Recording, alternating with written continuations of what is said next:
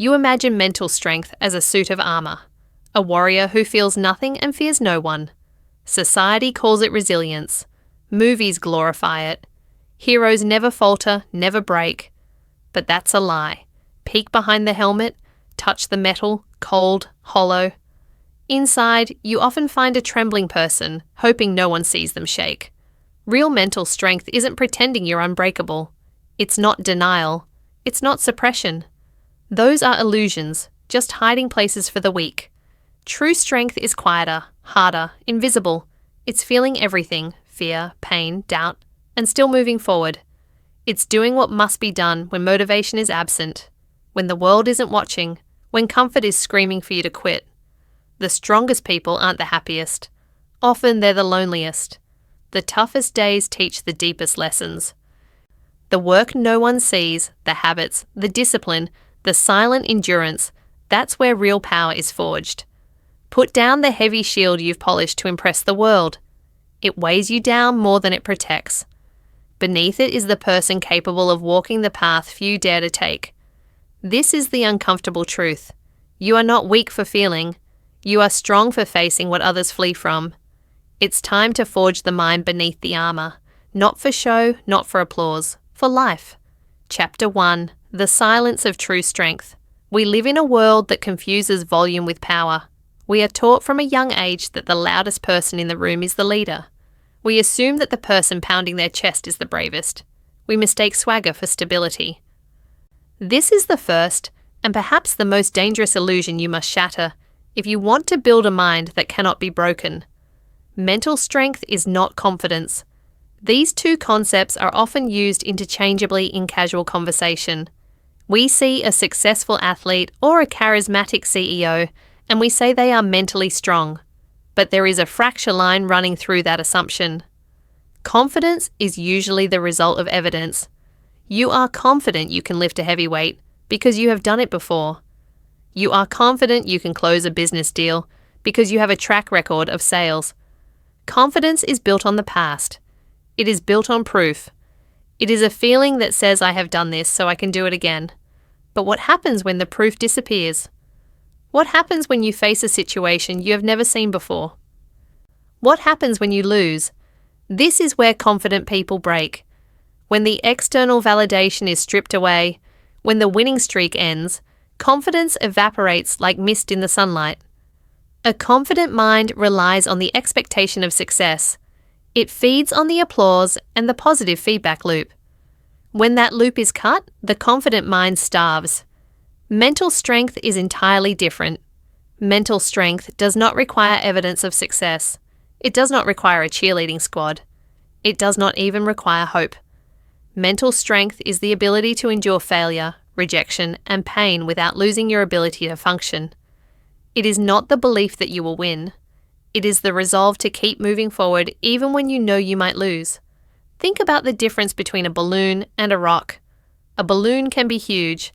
It can be bright and colourful. It can float high above everything else. It takes up space. It demands attention. This is confidence. It looks impressive. But one prick, one sharp edge, one moment of uncontrollable pressure, and it destroys itself. It pops. It ceases to exist in its original form. A rock is often small. It sits in the dirt. It is not colourful. It does not float. But you can hit it with a hammer, and it remains a rock. You can throw it into the deep ocean, and it remains a rock. Weather can beat against it for 1,000 years, and it only becomes polished. That is mental strength. It is density, not volume. We have created a culture that rewards the appearance of strength, rather than the reality of it. Social media is the greatest theatre of this deception. We see people posting about their grind, their hustle, and their savage mindset. They post photos of the gym at 4 a.m. They post quotes about lions and sheep. They curate an image of invincibility. But appearing strong is exhausting. It is a full-time job. When you spend all your energy painting the armour, you have no energy left to train the soldier inside. The people who are obsessed with looking tough are often the most fragile. They are terrified that if they let the mask slip for 1 second, the world will see their fear. Their strength is a performance art. It requires an audience to exist. True mental strength usually has no audience. In fact, it grows best when no one is watching. This brings us to the uncomfortable reality of silence. We are terrified of silence. We fill our ears with music, podcasts, and constant noise. We fill our eyes with scrolling feeds. We fill our minds with the opinions of others. We do this because silence forces us to confront ourselves. In the silence, you cannot fake who you are. There is no one to impress. There is no one to validate your excuses. When you are alone with your thoughts at 3 a.m, staring at the ceiling, unable to sleep because of stress or grief, that is the testing ground. That is where the work is done. The strongest minds are not built on podiums or stages. They are built in the dark. They are built in those long, boring, painful stretches of time where nothing seems to be happening. It is easy to work hard when everyone is clapping for you. It is easy to stay disciplined when you are seeing immediate results. But can you hold the line when there is no applause? Can you keep the standard when no one will ever know if you quit? This is why mental strength grows in silence. It requires an internal anchoring point. If your strength is tied to how others perceive you, you are a puppet. The crowd pulls the strings. If they cheer, you stand tall. If they boo, you slump. If they ignore you, you vanish. To be truly strong, you must cut those strings. You must learn to value your own estimation of yourself more than the estimation of the world. This is a painful process. It requires you to sit with your own inadequacies. You have to look at your failures without flinching. A confident person ignores their flaws to protect their ego. A mentally strong person studies their flaws to close the gaps in their armor. This kind of introspection is quiet work. It is not glamorous. You cannot put it on a resume. You cannot make a viral video about the time you sat alone in a room and realized you were being selfish or lazy. But that realization is worth more than 1,000 trophies. That realization is the bedrock of change. Strength without applause is the highest form of discipline. It is the integrity of the private act. Think about the person who returns the shopping cart to the corral when it is raining and nobody is watching. Think about the person who cleans up a mess they didn't make simply because it needed to be done. These are small, trivial examples, but they point to a massive psychological truth. The person who does the right thing without needing recognition has a power that the glory seeker will never understand. They are self-sustaining. Their engine runs on internal fuel. This makes them dangerous in the best possible way. It makes them unbreakable. You cannot manipulate a person who does not need your validation. You cannot discourage a person who is not doing it for the praise in the first place. When you rely on confidence, you are riding a roller coaster. You feel like a god one day and a worm the next. Your internal state is dictated by external events. The market goes up, you feel great. The market goes down, you feel worthless. Your partner smiles, you are happy. Your partner argues, you are devastated. This is not strength. This is emotional slavery. Mental strength is the ability to decouple your internal stability from the external chaos. It means you are the same person when you win and when you lose. You are the same person when you are rich and when you are broke. You treat the CEO and the janitor with the same respect because your character is not a reaction to their status. It is a constant. This stability is forged in the moments you want to run away. It is easy to be strong when life is easy, but life is rarely easy for long. Tragedy strikes everyone. Disappointment is a universal tax on the human experience. When the bill comes due, confidence is insufficient currency. Confidence says, I can fix this immediately. Strength says, I can endure this indefinitely. Consider the psychology of the survivor. Those who survive the worst situations, from prison camps to shipwrecks, are rarely the ones who are overflowing with arrogant confidence. The optimists often die first because their hearts break when reality does not meet their expectations. They believe they will be saved by Christmas. Christmas comes and goes, and they are still trapped. The disappointment kills their will. The ones who survive are the realists. They have a grim, quiet strength. They accept the brutal facts of their reality without losing the faith that they will prevail in the end. They do not need the situation to change today. They just need to survive today. And then they do it again tomorrow. This is the grind of mental strength. It is repetitive, it is often boring, it lacks the cinematic flair of a movie hero. Real heroes are often quiet people. They are the single parents working 2 jobs who never complain. They are the students studying late into the night while their friends party, driven by a vision only they can see. They are the addicts fighting for sobriety 1 hour at a time, engaging in a war that no one else can see.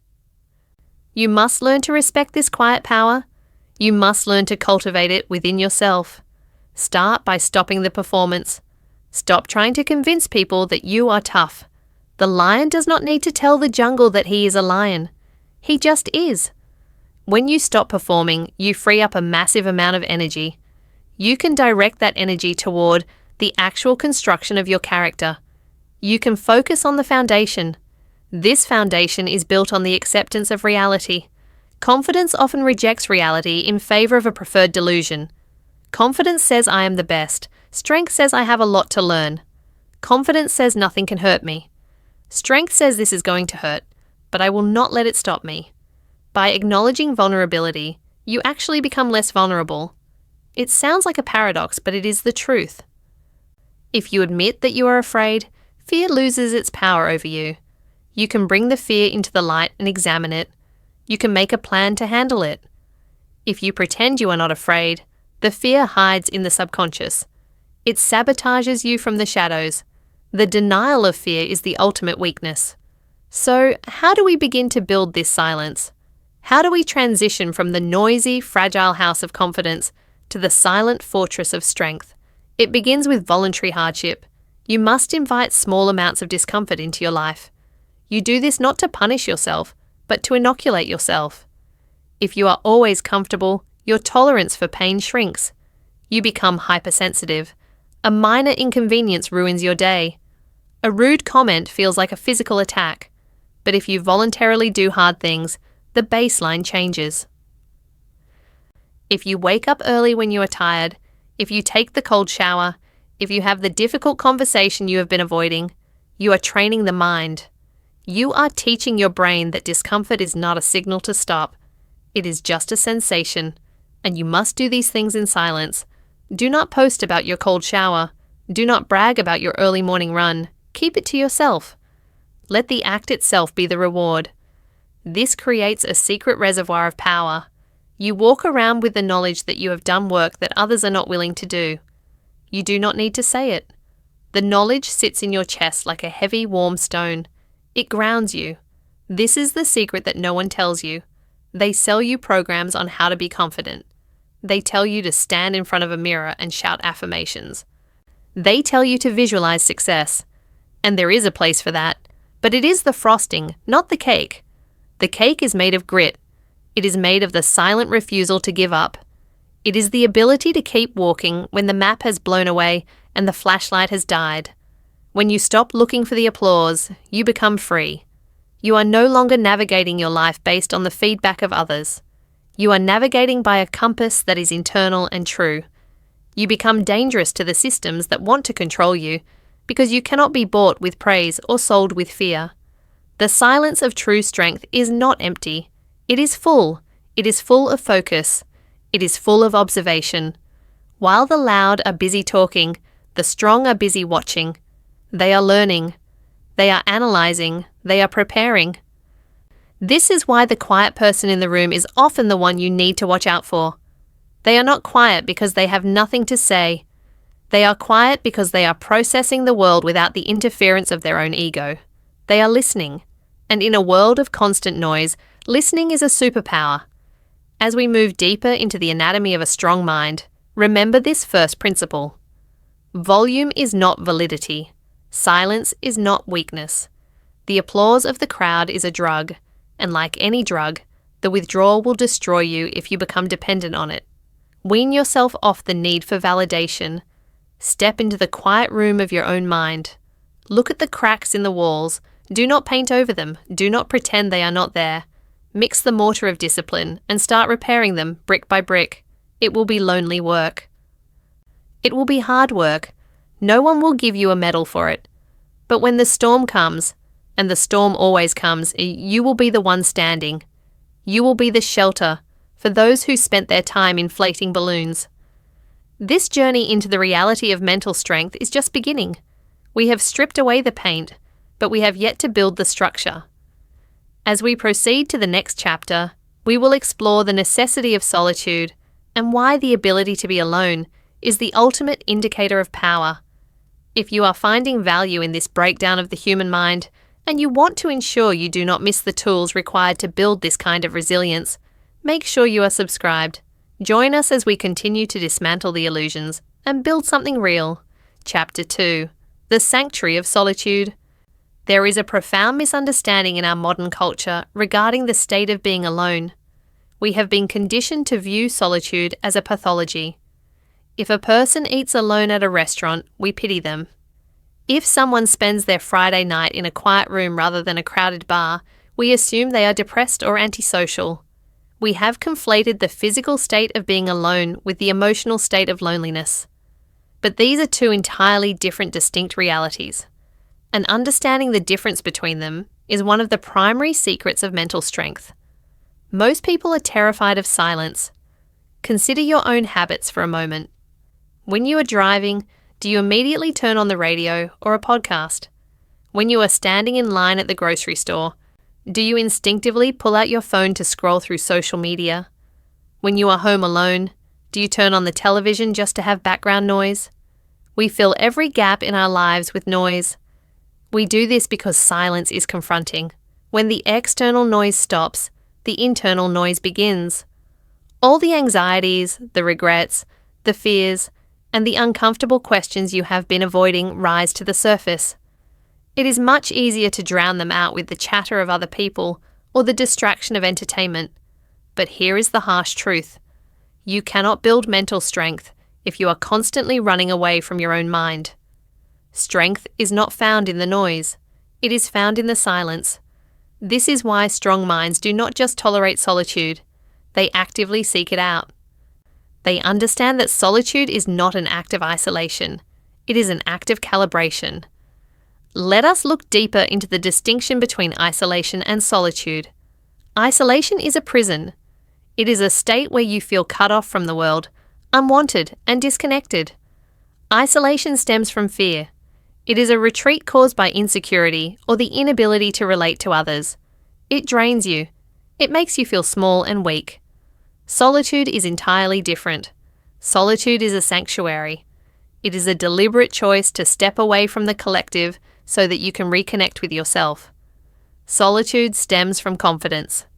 It is a strategic retreat used to sharpen your focus and recharge your energy. It empowers you. The strongest people you will ever meet spend a significant amount of time alone. This is not because they do not like people. It is because they know that their strength is a finite resource, and constantly engaging with the demands, emotions, and opinions of others depletes that resource.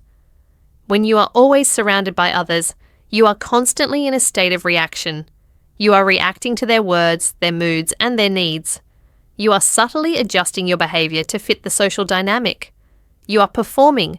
Even if you are being authentic, you are still projecting a version of yourself that is meant to be consumed by an audience. In solitude, the performance stops. There is no one to impress. There is no one to appease. There is no one to argue with. The mask comes off. This is where the real work begins. This brings us to the concept of self-support. One of the most dangerous weaknesses in the modern psyche is the addiction to external validation and support. We have been taught that if we are struggling, the first thing we should do is reach out. We are told that there is strength in numbers and that we need a support system to survive. While community and friendship are valuable, relying on them for your emotional stability is a fatal flaw. If you need to call a friend every time you have a bad day, you are not mentally strong. If you need a partner to constantly reassure you of your worth, you are not mentally strong. If you cannot make a decision without polling your social circle for approval, you are not mentally strong. True mental strength requires you to be your own support system. You must learn to be the soldier and the general. You must be the one who picks you up when you fall. This is what solitude teaches you. When you are alone and you face a crisis of thought or a wave of emotion, there is no one else to fix it. You have to sit with it, you have to process it, you have to rationalize your way through the fear or the anger. You have to self-soothe. This process is like lifting weights. The first time you try to self-regulate without venting to someone else, it feels heavy. It feels impossible. You want to pick up the phone. You want to complain. You want someone else to carry the burden for a moment. But if you resist that urge, if you sit in the chair and wrestle with the problem yourself, your mind gets stronger. You realize that you can handle the weight. You realize that you do not need a crutch. This is how you build an unbreakable identity. When you know that you can survive your own darkest thoughts without needing someone to hold your hand, you walk through the world differently. You stop being needy. You stop being desperate for connection. You engage with people because you want to, not because you need them to stabilize you. Loneliness, or rather the acceptance of being alone, also sharpens clarity. We live in a world of constant influence. From the moment you wake up, you are bombarded with the opinions of others. The news tells you what to be afraid of. Social media tells you what success looks like. Your friends and family tell you how you should live your life. It is like trying to see your reflection in a pond, while everyone around you is throwing stones into the water. The surface is agitated. The image is distorted. You cannot see who you really are or what you really want. Solitude stops the stones. When you step away from the crowd, the water settles. The ripples fade. Suddenly, you can see clearly. Think about the major decisions in your life. How many of them were truly yours? How many were influenced by what your parents wanted, what your partner wanted, or what society told you was the right path? When we are surrounded by the herd, we tend to follow the herd. We adopt their values, we adopt their fears, we adopt their definitions of happiness. Strong minds use solitude to audit their own lives. In the quiet, you can ask the hard questions. Am I actually happy on this path? Or am I just performing happiness? Do I actually believe this? Or am I just repeating what I heard? Is this relationship adding value to my life? Or am I just afraid of being single? These answers only come in silence. They do not come when you are distracted. This is why many people avoid solitude. They do not want the answers. They prefer the comfortable fog of distraction because the truth might require them to change their lives. But you are here because you want mental strength. And mental strength requires a commitment to reality, no matter how harsh that reality is. Developing the capacity for solitude is a practice. It does not happen overnight.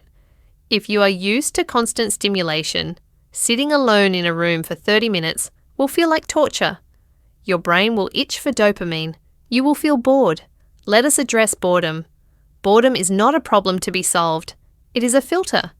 In our hyper-connected world, we treat boredom like a disease. We swipe and click and scroll the second we feel a hint of disinterest. But boredom is where creativity and resilience are born. When you allow yourself to be bored, your mind is forced to look inward. It is forced to generate its own entertainment and its own solutions. It forces you to become interesting to yourself. A mentally strong person is never bored, even in an empty room, because their internal world is rich and disciplined.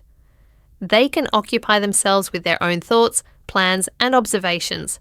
They do not need the circus to be in town to feel alive. So how do you build this power? You start by carving out pockets of intentional solitude. This is not about locking yourself in a cabin in the woods for a month. It is about reclaiming the small moments of your day. Leave your phone at home when you go for a walk. Drive to work in silence. Eat a meal alone without reading or watching a screen. Sit in a park and just observe the world without trying to capture it for an audience. In these moments, observe your own reaction. Watch the anxiety rise. Watch the urge to reach for a distraction. Acknowledge it, but do not give in to it. Let the feeling pass. As you get better at this, you will notice a shift in your relationships. You will become less reactive. When someone insults you or challenges you, you will not feel the immediate frantic need to defend yourself. You have spent time in the sanctuary of your own mind. You know who you are. The opinions of others will start to feel lighter, less significant. You will also notice that you become a better listener. Because you are comfortable with silence, you do not feel the need to fill every pause in a conversation. You can let the other person speak. You can absorb what they are saying without rushing to impose your own ego on the interaction. There is a paradox here. By learning to be alone, you become better at being with others. You become a rock for them. People are drawn to those who are self-contained.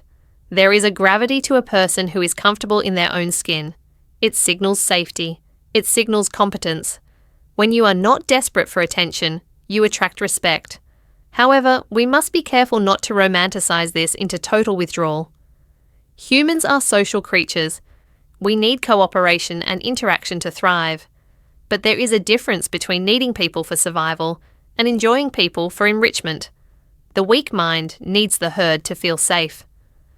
The strong mind enjoys the herd, but is capable of hunting alone. This chapter is a call to stop fearing the void. The next time you find yourself alone on a Saturday night, do not look at it as a failure. Do not look at it as evidence that you are unloved or unwanted. Look at it as an opportunity. That empty space is a forge. It is where you hammer out your values. It is where you confront your demons so they do not control you from the shadows. It is where you learn to be your own best friend and your own fiercest defender. The world is noisy. It is chaotic. It is constantly trying to pull you in 1,000 different directions.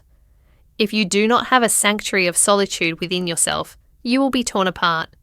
You must build a place inside your mind that is untouchable, a place where the opinions of the world cannot reach, a place of absolute stillness. When you have that, you can walk through the chaos without being consumed by it. You can stand in the middle of a screaming crowd and remain perfectly calm. That is the power of solitude. It is the anchor that holds the ship steady in the storm. But remember, this is uncomfortable work. It is easier to be distracted. It is easier to be a follower. It is easier to drown out your thoughts with the noise of the world. Choosing to be alone with your thoughts is an act of bravery. It is a declaration that you are willing to face yourself, flaws and all. As we move forward in this book, we will explore how this internal strength translates into external action. We will look at discipline, emotional control, and the ability to endure pain. But none of that is possible if you cannot first stand alone. You must be able to look in the mirror and be okay with the person staring back at you, without needing anyone else to validate what you see. This is the foundation. If you cannot be alone, you cannot be free. And if you are not free, you cannot be strong. Solitude is not a punishment. It is a prerequisite for greatness. Embrace the silence. Let it teach you who you are. Chapter 3. The Death of Motivation. We have arrived at the most dangerous crossroads in the journey of mental strength. This is where the majority of people fall behind. This is the graveyard of New Year's resolutions and the final resting place of grand ambitions. We are going to talk about the death of motivation. There is a feeling you know well. It usually strikes late at night or right after you watch a movie about a hero overcoming impossible odds. It is a surge of energy, a sudden clarity. Your heart beats faster and your mind begins to race with possibilities. In that moment, you visualize your future. You see yourself fit, wealthy, respected, and successful. You look at your current life and you decide that enough is enough. You promise yourself that tomorrow everything changes. You are going to wake up early. You are going to run 5 miles. You are going to write that book or start that business. You feel invincible. You feel powerful. That feeling is motivation. And it is a lie. It is a lie because it is an emotion. Like happiness, sadness, anger, or fear, motivation is a biological state. It is temporary.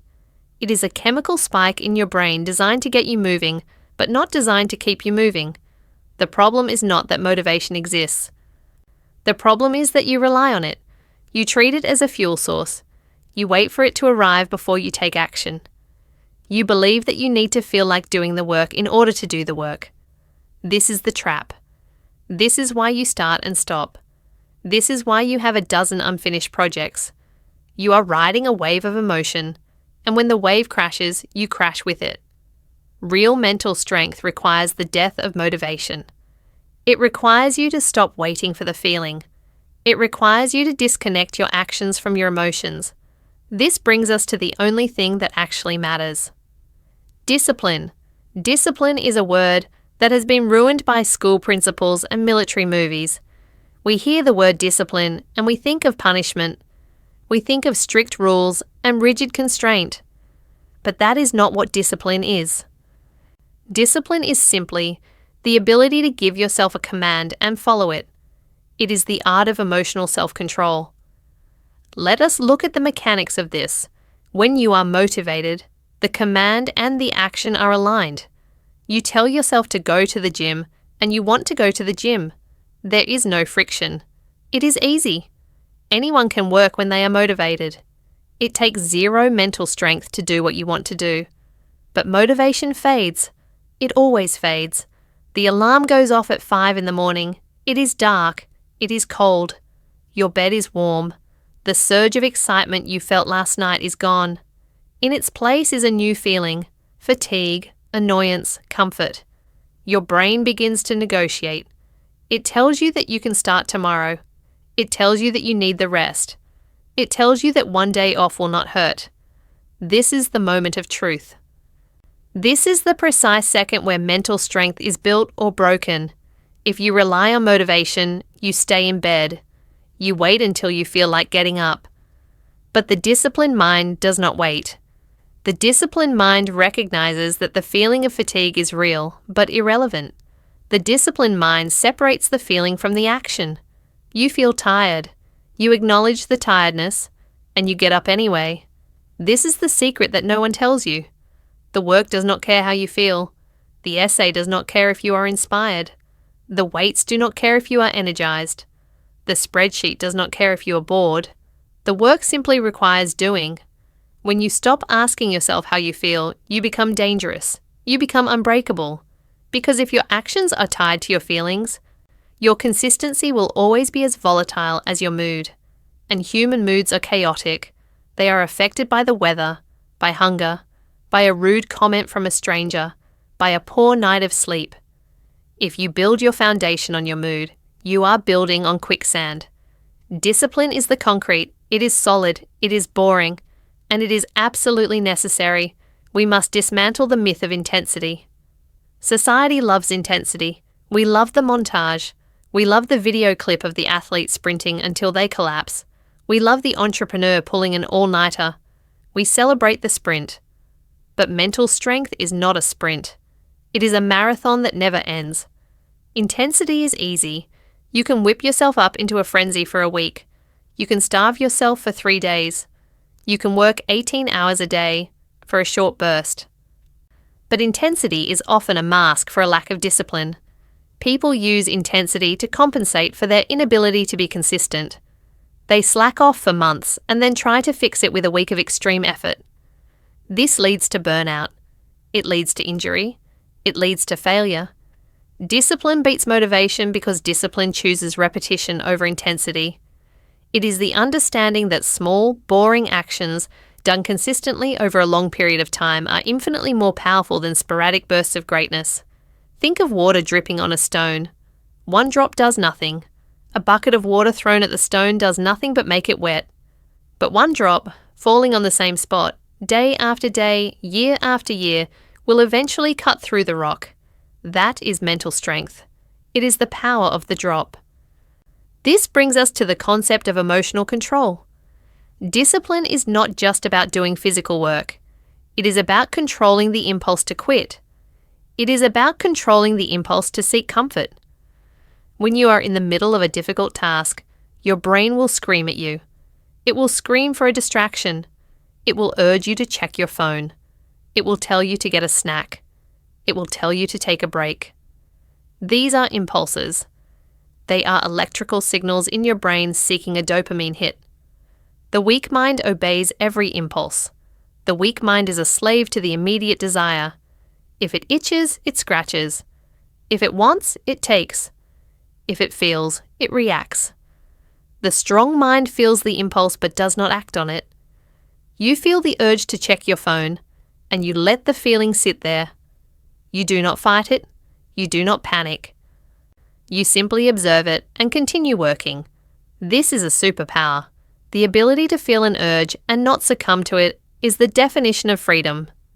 Most people think freedom means doing whatever you want whenever you want. That is not freedom. That is slavery to your base instincts. True freedom is the ability to choose your actions regardless of your instincts. It is the ability to override your programming. This is why discipline is painful. You are fighting against your own biology. Your brain is wired to conserve energy and seek pleasure. That is how we survived as a species for thousands of years.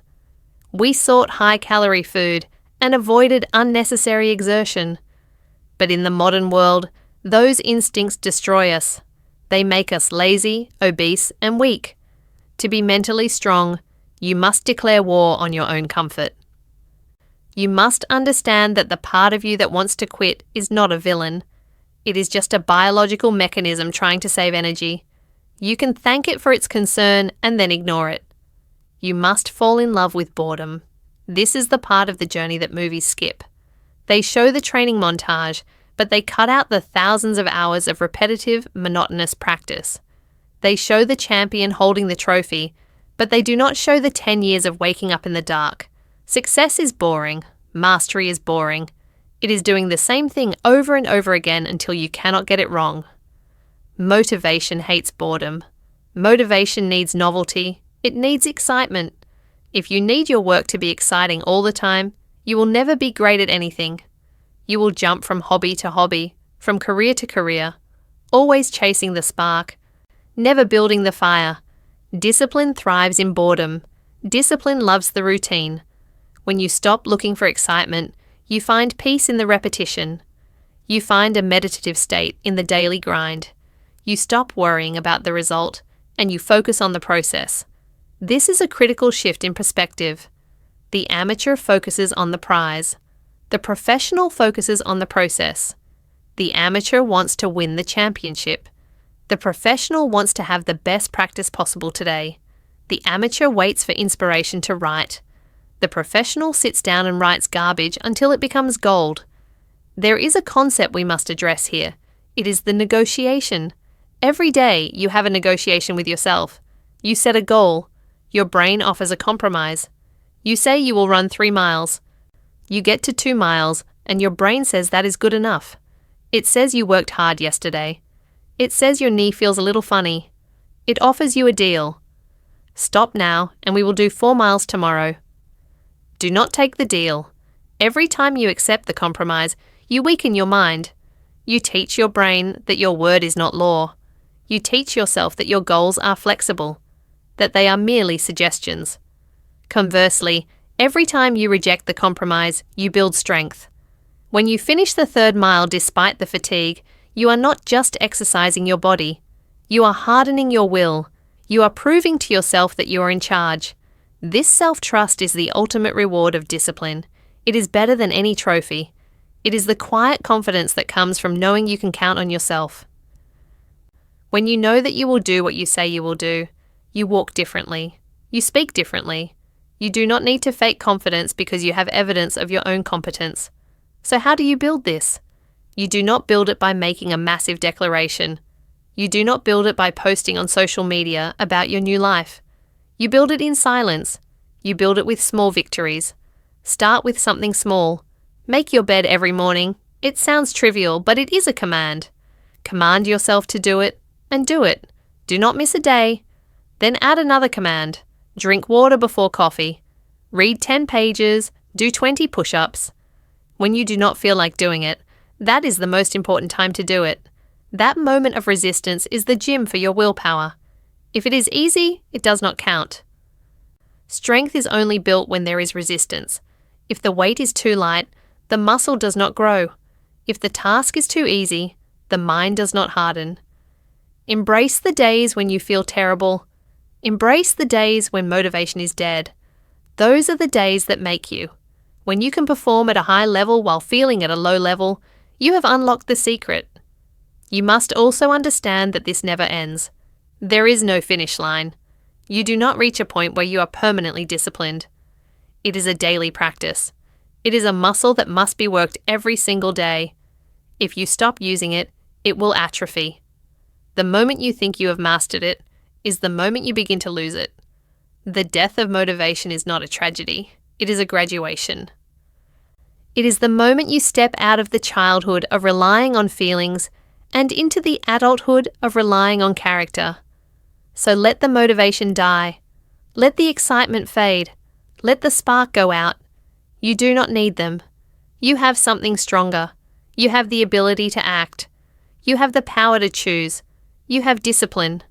In the next chapter, we will explore what happens when you take this discipline and apply it to your emotional state. We will look at how to feel everything without being controlled by anything. We will move from the death of motivation to the mastery of emotion. But for now, look at your to-do list. Look at the things you have been putting off. Look at the things you don't feel like doing. Go do them. Not because you want to, but because you said you would. That is all that matters. Chapter 4. The Art of the Pause. There is a pervasive myth in our culture that implies speed is synonymous with intelligence. We are taught that the quick comeback is the sign of a sharp wit, and that the immediate reaction is the mark of a decisive leader. We look at the person who snaps back instantly as strong, and the person who hesitates as uncertain or weak. This is perhaps the single most dangerous misconception regarding mental strength. The ability to react quickly is often nothing more than a lack of impulse control masquerading as confidence. True strength is not found in the speed of your reaction. True strength is found in the ability to do absolutely nothing for a brief critical moment. This is the art of the pause. When we talk about emotional control, we often confuse it with emotional suppression. We imagine a stoic statue of a human being who feels neither pain nor anger nor joy. We think the goal is to become numb. This is a recipe for disaster. Human beings are biological machines designed to feel. Your nervous system is hardwired to respond to stimuli with a chemical flood of emotion. If someone insults you, your heart rate rises. If you sense danger, your palms sweat. If you suffer a loss, you feel a heaviness in your chest. These are physiological realities. Trying to stop them is like trying to hold back the tide with a spoon. The mentally strong person does not try to stop the emotion from arriving. They do not pretend the anger isn't there or that the fear doesn't exist. Instead, they master what happens next. They master the gap. There is a space between the moment something happens to you and the moment you respond to it. In the weak mind, that space is non-existent. The stimulus occurs and the reaction fires instantly. Someone yells and they yell back. A car cuts them off and they lean on the horn. A problem arises and they panic. There is no filter. There is no thought. They are slaves to their own biology. They are puppets dancing to the strings of their impulses. In the strong mind, that space is widened. It is cultivated. It is guarded. When the stimulus hits, there is a pause. In that pause, the strong mind acknowledges the emotion, but refuses to hand over the steering wheel. They feel the anger boiling up, but they do not let the anger speak. They feel the fear trembling in their stomach, but they do not let the fear make the decision.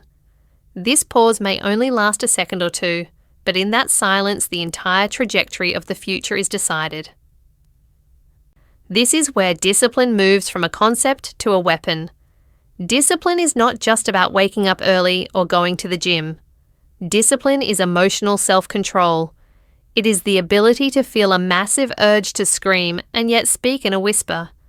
It is the ability to want to quit and yet take another step. It is the ability to be deeply offended and yet remain polite because your long-term goal is more important than your short-term ego. Let us look closely at anger. Anger is the most seductive of all emotions because it feels like power. When you are angry, you feel righteous. You feel energized.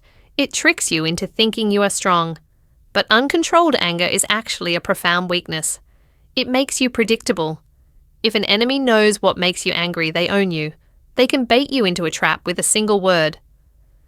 If you cannot control your temper, you are easily manipulated by anyone who has the patience to provoke you. The person who has mastered the art of the pause sees anger differently. To them, anger is just a signal on the dashboard. It is a red light flashing that says a boundary has been violated or a threat is present. They note the signal, they understand why it is there, but they do not let the signal drive the car. They pause, they breathe. They ask themselves what the most effective response is. Sometimes the most effective response is a firm confrontation. Sometimes it is silence. Sometimes it is walking away. The action is chosen based on strategy, not impulse. This applies equally to fear. We are often told that fear is a sign of cowardice. We are told to be fearless. This is nonsense. Fear is a survival mechanism.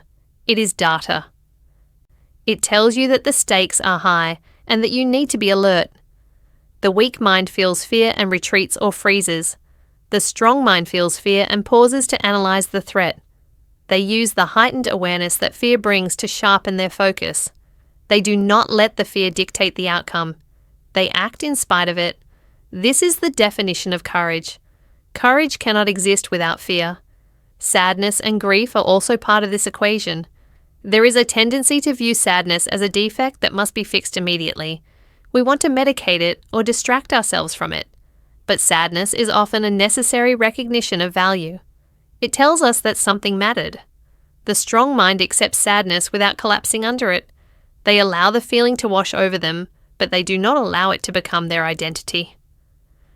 They do not become a victim of their own history. They feel the pain pause to integrate the lesson and then continue moving forward. The real battleground for this kind of strength is in the mundane moments of daily life. It is not just about high-stakes crises. It is about the conversation with your spouse when you are both tired and irritable. It is about the email from your boss that feels unfair. It is about the driver who is moving too slowly in the left lane.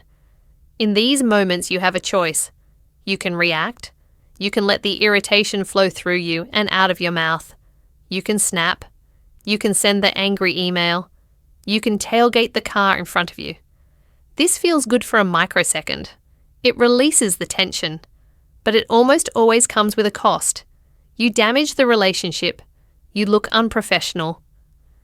You endanger your safety. You trade your long-term well-being for a moment of emotional release. Or you can pause. This is how you practice. Next time you feel that surge of irritation, stop. Literally stop moving. Clench your hand into a fist and then release it. Take one deep breath. In that single breath, remind yourself that you are in control. You are not a leaf blowing in the wind of your emotions. You are the rock that the wind blows against. This practice changes how people perceive you. We are naturally drawn to people who remain calm in chaos. When everyone else is panicking, the person who is still and quiet commands the room. Their silence is louder than the screaming of the crowd. This is because we intuitively understand that control is power. A person who cannot control themselves cannot control a situation. A person who is ruled by their moods is unreliable, but the person who holds the pause is a fortress. This kind of emotional control allows you to respond instead of react. A reaction is defensive, it is immediate. It is usually based on past trauma or insecurity. A response is offensive, it is calculated. It is based on the present reality and future goals. When you react, you are giving your power away to the person or situation that provoked you. You are saying that they have the ability to dictate your state of mind. When you respond, you are keeping your power. You are saying that no matter what happens around you, you choose how you conduct yourself. This is why silence is such a potent tool in the arsenal of the mentally strong. When someone attacks you verbally, your instinct is to defend yourself immediately. You want to correct them. You want to counterattack. But often the most powerful move is to say nothing, to look at them with total calm and wait.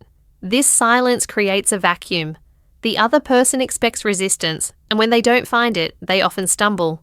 They reveal more than they intended. Your silence forces them to sit with their own aggression. It reflects their behavior back at them. By pausing, you have taken control of the interaction without saying a word. Impulse control is the biological foundation of this strength. It is the ability of the prefrontal cortex, the thinking, rational part of your brain, to override the amygdala, the ancient, emotional part of your brain. Every time you pause, you are strengthening this neural pathway. You are training your brain to think before it acts. This is difficult work. It is exhausting. There will be days when you fail. There will be days when the stress is too high and the fuse is too short and you snap. Do not waste time beating yourself up. That is just another form of emotional indulgence. Acknowledge the failure. Analyze why the pause failed. Was it fatigue? Was it hunger? Was it a specific trigger that you haven't resolved? Learn from it and reset. The goal is not perfection. The goal is progress. The goal is to slowly widen that gap between stimulus and response until you are the master of your own domain. You must also understand that this level of control can be lonely. People bond over shared complaints and shared outrage. When you refuse to participate in the drama, when you refuse to gossip, when you refuse to lose your cool, you may find yourself on the outside. People might mistake your calmness for indifference. They might think you don't care because you aren't screaming. Let them think that. You do not need their validation. You know that your calmness is not a lack of caring, but a surplus of focus. You are saving your energy for what actually matters. Ultimately, the art of the pause is about freedom. If you must react to everything, you are a prisoner of your circumstances. You are a prisoner of other people's behavior. You are tossed around by the world like a small boat in a hurricane. But if you can pause, you are free. You can choose to be kind when others are cruel. You can choose to be patient when others are rushing. You can choose to be productive when others are destructive. This freedom is the essence of mental strength. It is the realization that while you cannot control the world, you have absolute authority over your own mind. But you only have that authority if you claim it. You claim it one pause at a time. Consider the consequences of a life lived without this pause. Think of the regrets that accumulate, the words spoken in haste that can never be taken back, the bridges burned in a moment of pride, the opportunities lost because of a lack of patience. These are the wreckage of a reactive life. Now consider the alternative, a life where you navigate difficulties with grace, where you de-escalate conflicts rather than fueling them, where you make decisions based on logic and values rather than temporary moods. This is the life of the mentally strong. It requires you to be comfortable with discomfort. The pause is uncomfortable. Your body wants to scream. Your ego wants to fight. Holding that back requires a physical effort. It burns. But that burn is the feeling of weakness leaving the body. That tension is the feeling of new muscle being built. So the next time the pressure mounts, do not rush. Do not hurry to fix it or fight it or flee from it. Stand your ground. Feel the chaos swirling around you and find the center. Take that breath. Wait for the clarity to return. It will return. And when it does, you will move not with the frantic energy of a victim, but with the deliberate force of a master. This is the hidden reality of strength. It is quiet. It is controlled. And it begins with a pause. Chapter 5. The Gift of Pain. We have arrived at the threshold of the most uncomfortable truth in this book. We live in an era that is obsessed with anesthesia. From the moment we are born, modern society bombards us with a single pervasive message. That message is that pain is bad. We are told that discomfort is an error in the system. We are taught that if we feel sadness, anxiety, or physical strain, something has gone wrong and it must be fixed immediately. We numb ourselves with distractions. We hide behind screens. We medicate away the slightest hint of unease. We construct entire lifestyles designed to minimize friction. This is a tragedy. By demonizing pain, we have cut ourselves off from the primary fuel of mental strength. The premise of this chapter is simple, but it will require you to rewrite your foundational instincts. Pain is not an enemy. Pain is a teacher. In fact, pain is the only teacher that cannot be lied to. You can fake confidence. You can fake social status. You cannot fake your response to suffering. When the weight of the world settles on your shoulders, you either collapse or you adapt. There is no middle ground. To understand why pain is a gift, we must first look at the biology of weakness. Consider the human body. If you were to lay in a bed for 6 months, perfectly comfortable, perfectly safe, and fully supported, you would not emerge stronger. You would emerge broken. Your muscles would atrophy. Your bones would lose density. Your heart would weaken. The absence of stress does not preserve the body. It destroys it. The mind operates under the exact same laws of physics. If you protect your mind from rejection, from failure, from harsh words, and from difficult realities, you are not keeping it safe. You are making it fragile. You are creating a psychology that shatters at the first sign of pressure. This is why we see so many people who are outwardly successful, yet inwardly brittle. They have engineered lives of comfort, and in doing so, they have engineered their own emotional obsolescence. The mentally strong person views pain differently. They do not seek it out in a masochistic way, but they respect it. They understand that pain is nothing more than a signal. It is information. When you touch a hot stove, the pain tells you to move your hand. It preserves you.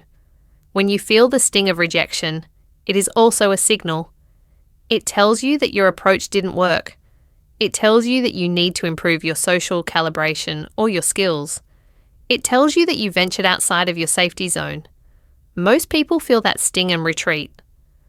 They vow to never put themselves in that position again. They shrink their world until it fits inside a comfort zone where rejection is impossible.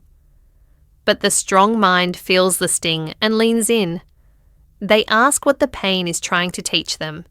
They understand that the feeling of embarrassment is actually the feeling of the ego being resized. They realize that the feeling of exhaustion is the feeling of capacity being expanded. Let us look closely at the concept of failure. We are conditioned to view failure as a verdict on our character. If you fail in business, you label yourself a bad entrepreneur. If a relationship ends, you label yourself unlovable. This is the language of the weak. It is a fixed mindset that sees every painful event as a final judgment. True mental strength requires you to divorce your identity from your pain. Failure is not who you are. Failure is just a data point.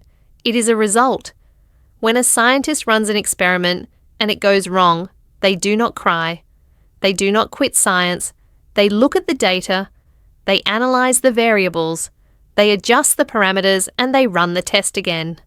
This is how you must view emotional pain. When you are rejected, it is data. When you are ignored, it is data. When you try your hardest and still fall short, it is the most valuable data you can possibly acquire.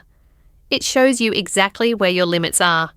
And once you know where your limits are, you can begin the work of pushing them back. There is a concept in materials science called stress hardening. Some materials, when put under pressure, become denser and harder. A callus on your hand is the biological version of this.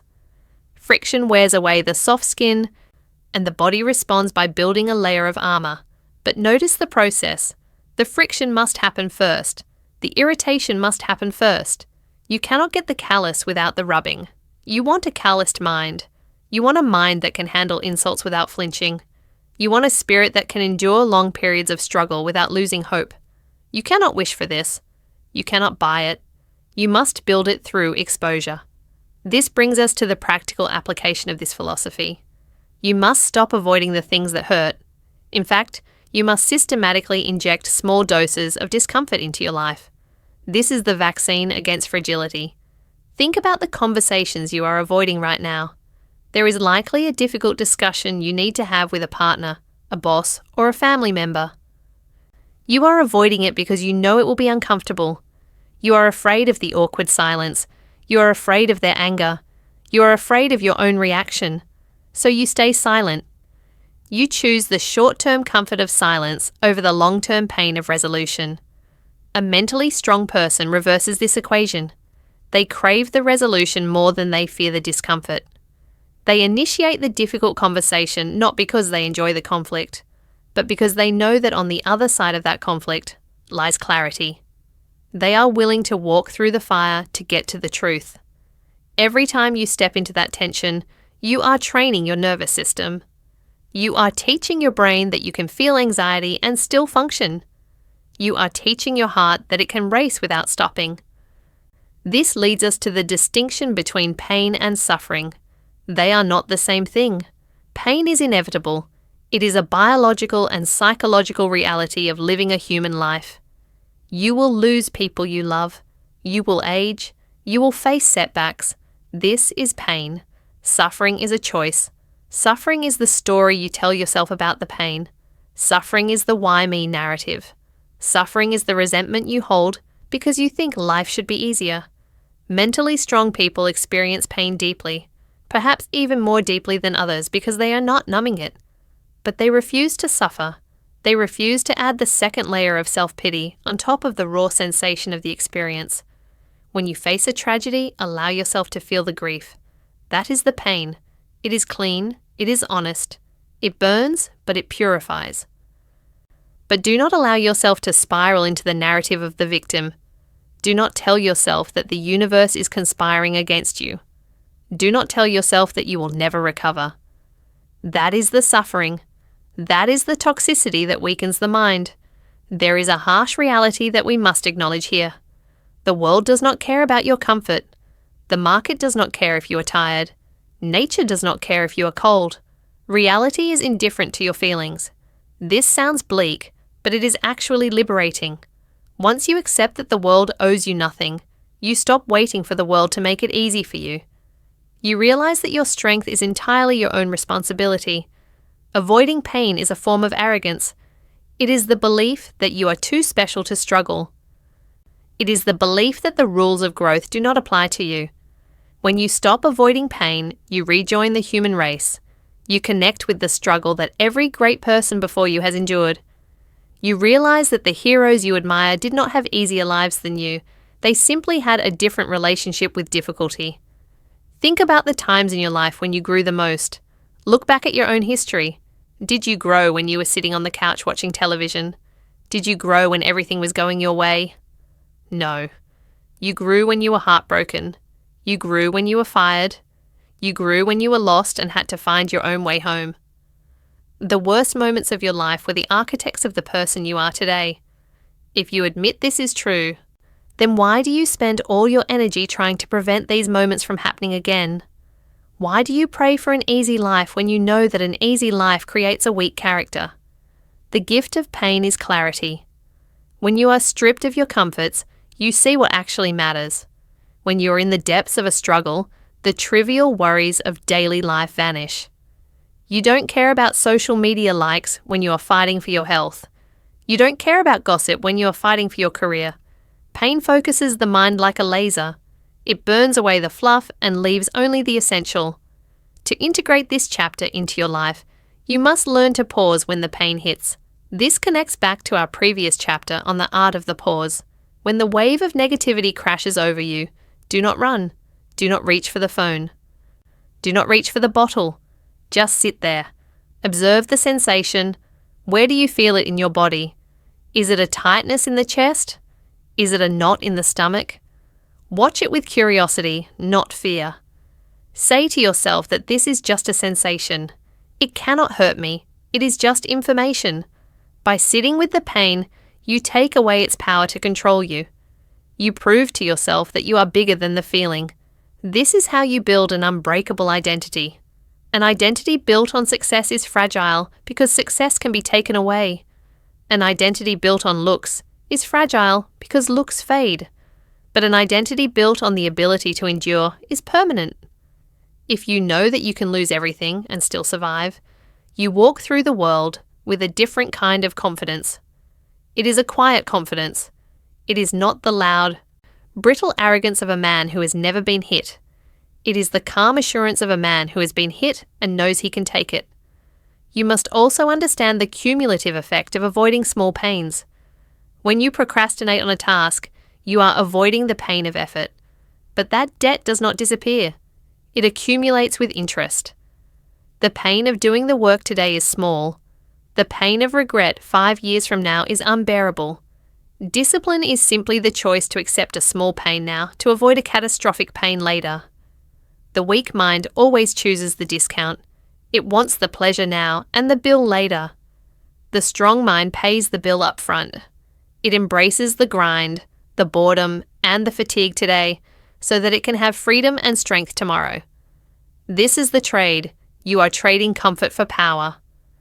You are trading safety for capacity. It is not an easy trade. It goes against every biological impulse you have. Your brain wants to save calories. It wants to keep you safe in the cave. You have to override that programming. You have to be the conscious captain of a primitive vessel. Let us return to the idea of rejection. Rejection is the primary fear that keeps people small. We are social animals. We are wired to fear exile. But in the modern world, rejection is not death. It is simply direction. If you are not getting rejected, you are not trying hard enough. If everyone agrees with you, you are not saying anything important. If you never fail, you are aiming too low. You should set a goal to experience rejection regularly. Ask for things you think you won't get. Pitch ideas that might sound crazy. Speak to people who intimidate you. Collect the rejections like trophies. Each one is proof that you are in the arena. Each one is evidence that you are not sitting on the sidelines. As you build this tolerance, you will notice a shift in your psychology. You will become less reactive. When a crisis hits, while others are panicking, you will be analysing. Because you have been here before, you know the terrain of discomfort. You have mapped the territory of pain. You know that it has a beginning, a middle, and an end. You know that it is transient. This is the ultimate freedom. To be unafraid of how you feel. Most people live their lives in a tiny prison cell defined by what they are afraid to feel. They won't ask for a raise because they are afraid to feel awkward. They won't approach a romantic interest because they are afraid to feel unwanted. They won't start a business because they are afraid to feel foolish. Imagine if you were not afraid of any of those feelings. Imagine if you knew that you could process any emotion that came your way. The walls of the prison would fall down. The world would open up. You could do anything, say anything, and try anything. Because the worst thing that could happen is that you feel pain, and you have already mastered pain. This is the destination of mental strength. It is not a place where life is easy. It is a place where you are ready. So, the next time life hands you a difficult situation, do not ask why this is happening to you. Do not look for an exit strategy. Look at it square in the face and acknowledge the gift. This is your training. This is the resistance that will build the muscle. This is the fire that will temper the steel. Take the pain, absorb it, learn from it, and then use it. Pain is fuel, but fuel requires an engine to be useful. If you just let the pain sit there, it will burn you down. You must channel it into action. This requires a level of honesty that most people cannot handle. You have to be willing to look in the mirror and admit your role in your own suffering. You have to stop blaming the external world and start fixing the internal world.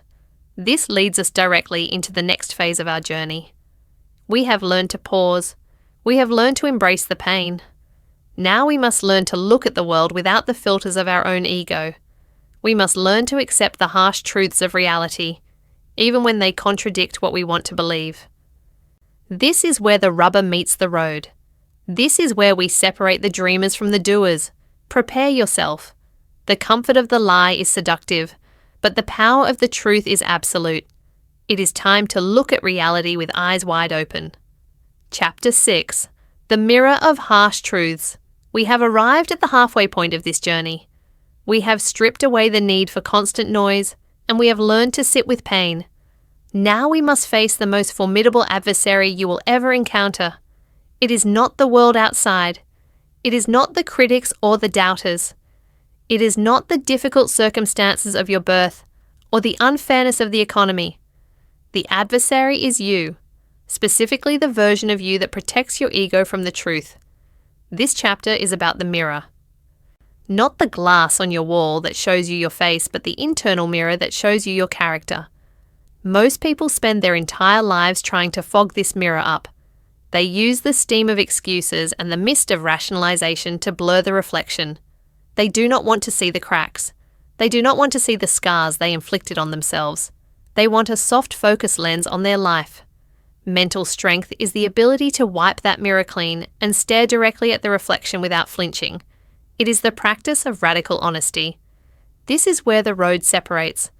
Many people want to be strong, but they also want to be comfortable.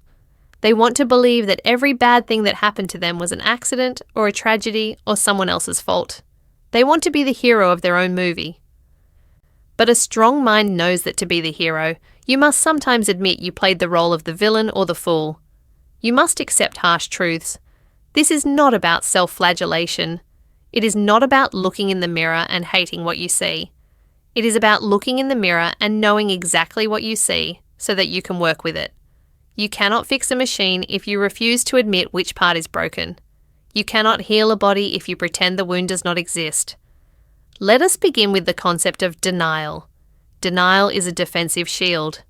It is a psychological mechanism designed to protect us from the immediate pain of failure or inadequacy.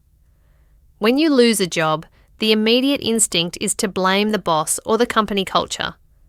When a relationship fails, the immediate instinct is to list the flaws of the partner. When you fail to reach a physical goal, the instinct is to blame your genetics or your schedule. This reaction is natural. It is the mind trying to preserve your self-esteem. It whispers to you that you are good and you are capable, and the world just failed to recognize it. That voice feels like a friend. It feels like it is on your side. But in the context of building mental strength, that voice is a saboteur. It is keeping you weak by keeping you blind. The strong mind recognizes this voice and silences it. The strong mind asks a different set of questions. Instead of asking why they did this to me, the strong mind asks, what role did I play in allowing this to happen? This is the hardest question in the world. It requires you to dig through your own history and find the moments where you were lazy or arrogant or careless. This is the difference between a victim mindset and a warrior mindset. A victim is something that things happen to. A warrior is something that acts upon the world. But you cannot act upon the world effectively if you are operating from a map that is based on lies. If you tell yourself you are working hard when you are actually scrolling through your phone for 3 hours a day, your map is wrong. You will wonder why you aren't reaching your destination. You will blame the road. But the problem is not the road. The problem is that you are lying about your speed. Accepting reality without denial means looking at the data of your life objectively. It means treating your life like a scientific experiment. If the results are not what you want, you do not get angry at the beaker or the chemicals. You analyze the process. You look for the error. This brings us to the toxic comfort of excuses. An excuse is a sophisticated lie we tell ourselves to avoid the burden of change. Excuses are incredibly seductive because they are usually partially true. That is what makes them so dangerous. For example, you might say, "You cannot get in shape because you do not have time." Technically, there is truth there. You are busy, you have obligations, but is it the whole truth? Is it the absolute reality? Or is the reality that you do not prioritize it enough to wake up 30 minutes earlier? You might say you cannot start that business because the economy is bad. That is also partially true. The economy might be bad, but is that the reason you haven't started? Or is the reason fear? Weak minds cling to the partial truth because it absolves them. It lets them off the hook. Strong minds discard the partial truth and hunt for the absolute truth. They understand that while the excuse might be valid, it is irrelevant. The economy doesn't care about your excuse. Your biology doesn't care about your schedule. Results do not negotiate with reasons. When you stop making excuses, you are left with a heavy weight. That weight is responsibility. This is the core of this chapter. Responsibility is a word that gets thrown around often but rarely understood. We often confuse responsibility with fault. Let us clarify the difference. Fault is about who caused the problem. Responsibility is about who has to fix it. If someone crashes their car into yours while you are stopped at a red light, the accident is their fault. You did nothing wrong. You followed the rules, but the damage to your car is now your responsibility. You have to call the insurance. You have to get it to the shop. You have to find a ride to work.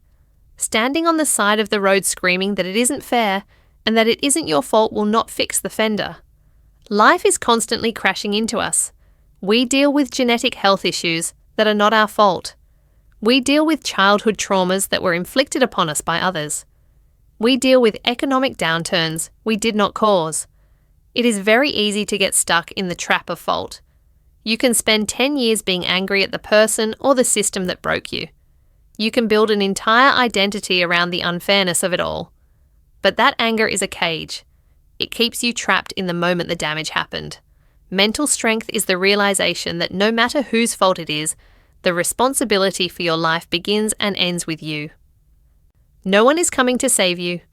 No one is coming to fix the car. You have to handle it. This is a harsh truth. It feels cold. We want to be coddled. We want someone to say, "Oh, you poor thing, let me take care of that for you." And sometimes in small ways people will. But for the big things, for the trajectory of your life, you are the captain. If the ship is sinking, it does not matter if an iceberg hit you or if the crew mutinied. You are the one who has to get it back to shore or you drown. Accepting this level of responsibility is terrifying, but it is also the only path to true power. As long as you are blaming others, you are giving them power over you. You are saying that your happiness and your success depend on their actions or their apologies. When you accept responsibility, you take that power back. You say it does not matter what they did. It matters what I do next. However, there is a trap here that we must navigate carefully. It is the trap of self-hate. When you strip away the excuses and you look in that mirror and you accept responsibility, there is a danger that you will begin to despise the person looking back at you. You might see all your wasted potential and feel a deep sense of shame. You might look at your past mistakes and label yourself a failure. This is not mental strength. This is just another form of weakness disguised as accountability. Beating yourself up is not the same as building yourself up. Shame is a paralyzer. When you are drowning in shame, you do not take action. You hide. You numb yourself. The goal is responsibility without self-hate. This requires a specific kind of emotional detachment. You must view your past self not as a villain to be punished, but as a student who is uneducated. You made mistakes because you lacked discipline, or you lacked knowledge, or you lacked maturity. That is a fact. It is data. You acknowledge the mistake, you pay the price for it, and then you move on.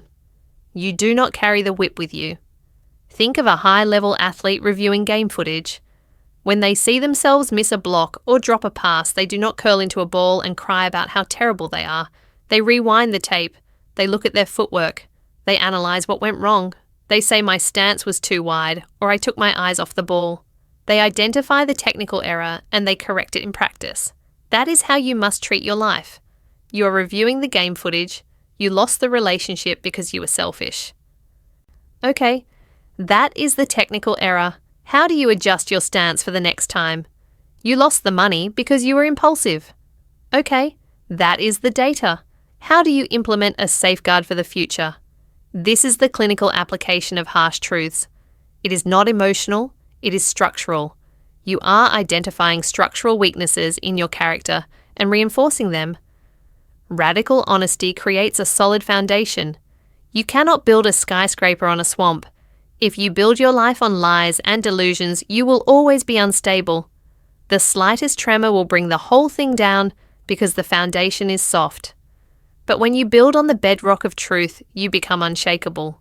You know exactly who you are. You know your flaws. You know your triggers. You know your limits. Because you know them, you can manage them. You are no longer afraid of being exposed because you have already exposed yourself. This is why people with true mental strength often seem so calm. They have nothing to hide. They are not using their energy to maintain a facade. Consider the energy it takes to keep up a lie.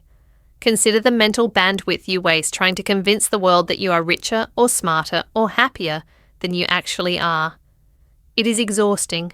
It drains the battery that you should be using to actually become those things. When you accept the harsh truths, you reclaim that energy. You stop pretending. You say, I am not where I want to be yet, but I am working on it. There is immense power in that statement. It frees you from the need for external validation. This leads us to the concept of the inventory. A strong mind regularly takes inventory of its contents. This is a deliberate practice. It means sitting down in silence and asking, where am I lying to myself? Am I really happy in this career, or am I just scared to leave? Am I really in love, or am I just afraid of being alone? Am I really doing my best, or am I just doing enough to get by? These questions cut deep. The answers are often painful. The answer might mean you have to dismantle a life you spent years building. The answer might mean you have to apologize to someone you have been fighting with for a decade. The answer might mean you have to admit that you have been wrong about everything, but the pain of the truth is a clean pain. It hurts like a surgeon's scalpel hurts.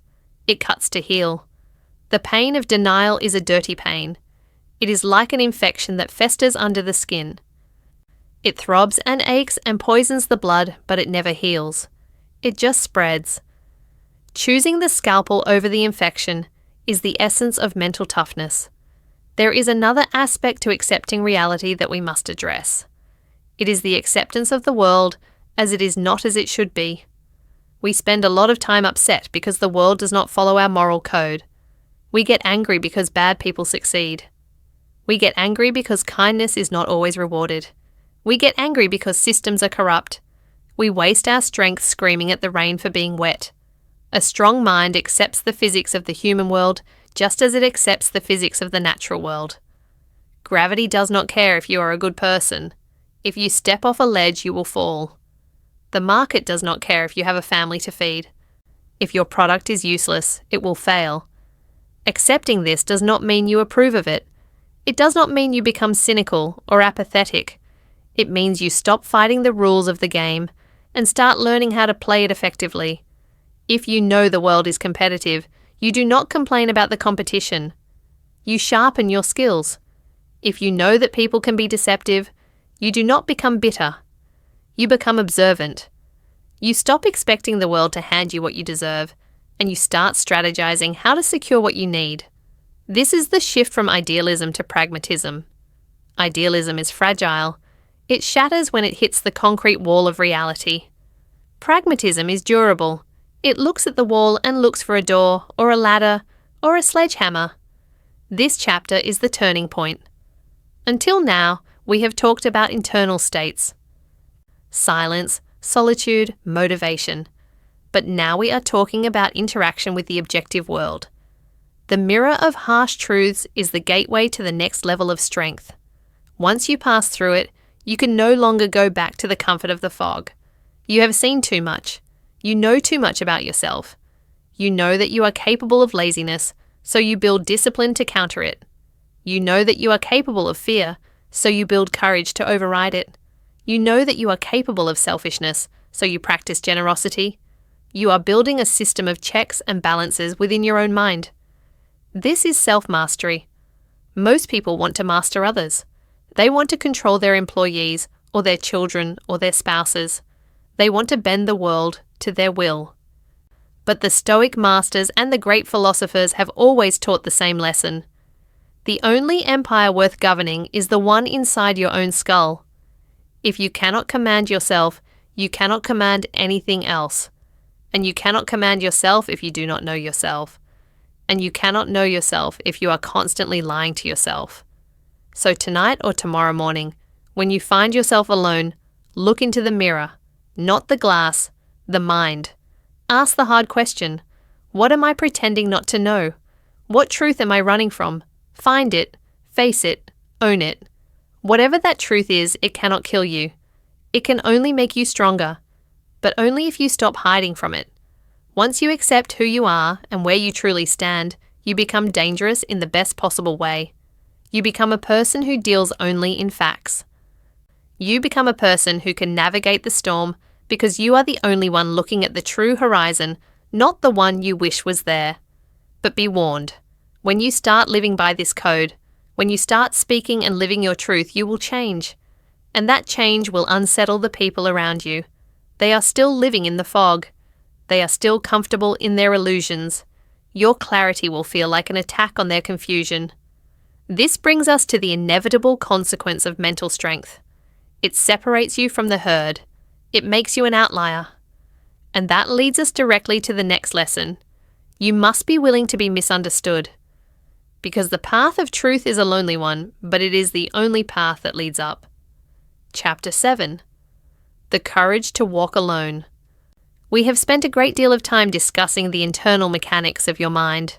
We have looked at how you handle silence, how you manage pain, how you discipline your emotions. These are battles fought within the confines of your own skull. They are private wars. But now we must turn our attention outward.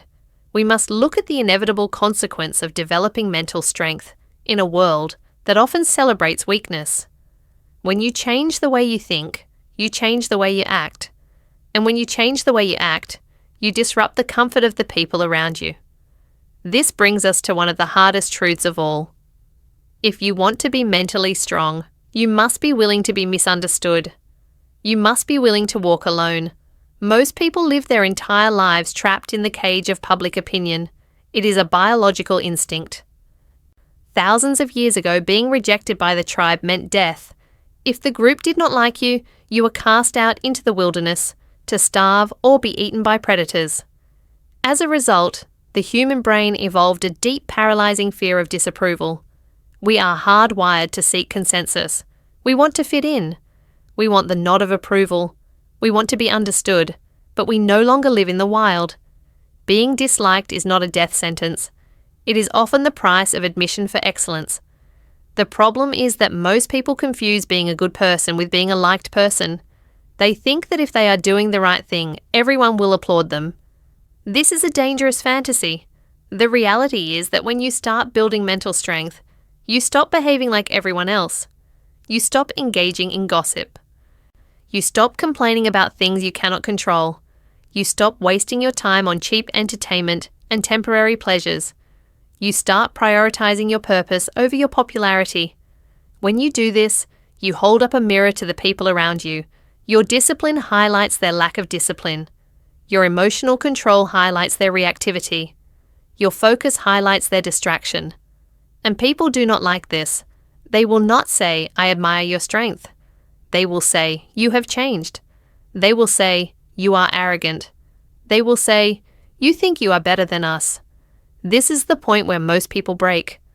They cannot handle the friction. They cannot handle the feeling of being misunderstood. So they dim their light. They lower their standards to match the room. They apologize for their ambition. They retreat back into the herd because the warmth of the crowd feels safer than the cold air of isolation. But you are reading this because you do not want to be safe. You want to be strong. To build an unbreakable mind, you must accept that approval-seeking is a weakness. It is a leak in your armor. If your stability depends on the opinions of others, you are not free. You are a puppet. The strings are held by anyone who chooses to compliment you or criticize you. If a compliment lifts you up, a criticism can tear you down. You are trading your autonomy for validation. Mental strength requires you to cut those strings. It requires you to locate the source of your self-worth and move it from the outside to the inside. This is what we call inner validation. Inner validation is a quiet, steady conviction that you are doing what is necessary, regardless of how it looks to the outside world. It is the ability to grade your own test. When you go to bed at night, you do not ask, "Did they like me today?" You ask, "Did I live up to my own code today? Did I handle that situation with integrity? Did I control my temper? Did I do the work?" If the answer is yes, it does not matter if the world thinks you are a fool. If the answer is no, it does not matter if the world thinks you are a hero. This shift is difficult. It requires you to trust your own judgment more than you trust the consensus of the crowd. It requires you to accept that you might be the only one seeing the path clearly. Consider the nature of decision-making. Weak minds make decisions by polling the audience. They ask 5 different friends what they should do. They look for permission. They are terrified of making a choice that others might judge as wrong. Strong minds gather information, assess the reality, and then decide. They do not ask for permission to exist. They do not apologize for their choices. This does not mean you ignore advice. It does not mean you become deaf to feedback. There is a difference between feedback and validation. Feedback is data about your performance. Validation is emotional reassurance that you are okay. A strong mind seeks feedback, but ignores the need for validation. You listen to criticism to see if it contains truth, but you do not let it define your worth. When you stop seeking approval, you gain a dangerous amount of freedom. You are no longer bound by the social contracts that keep people small. You can say no without making up an excuse. You can leave a situation that does not serve you without feeling guilty. You can pursue a goal that everyone else thinks is impossible. But this freedom comes with a cost. That cost is loneliness. There will be times when you feel completely isolated. You will look around and realize that no one understands what you are trying to build. No one understands why you are waking up early while they sleep. No one understands why you are saying no to the party to work on your craft. No one understands why you are not angry about the latest news cycle. In those moments, the temptation to revert will be strong. You will want to explain yourself. You will want to justify your actions so that they understand. You will want to argue your case. Do not do it. Strong people do not explain themselves to those who are committed to misunderstanding them. Explanation is often a form of pleading. It is a way of saying, "Please agree with me so I can feel comfortable." When you constantly try to explain your path to people who are walking a different direction, you are wasting energy. You are leaking power. Let them misunderstand you. Let them think you are strange.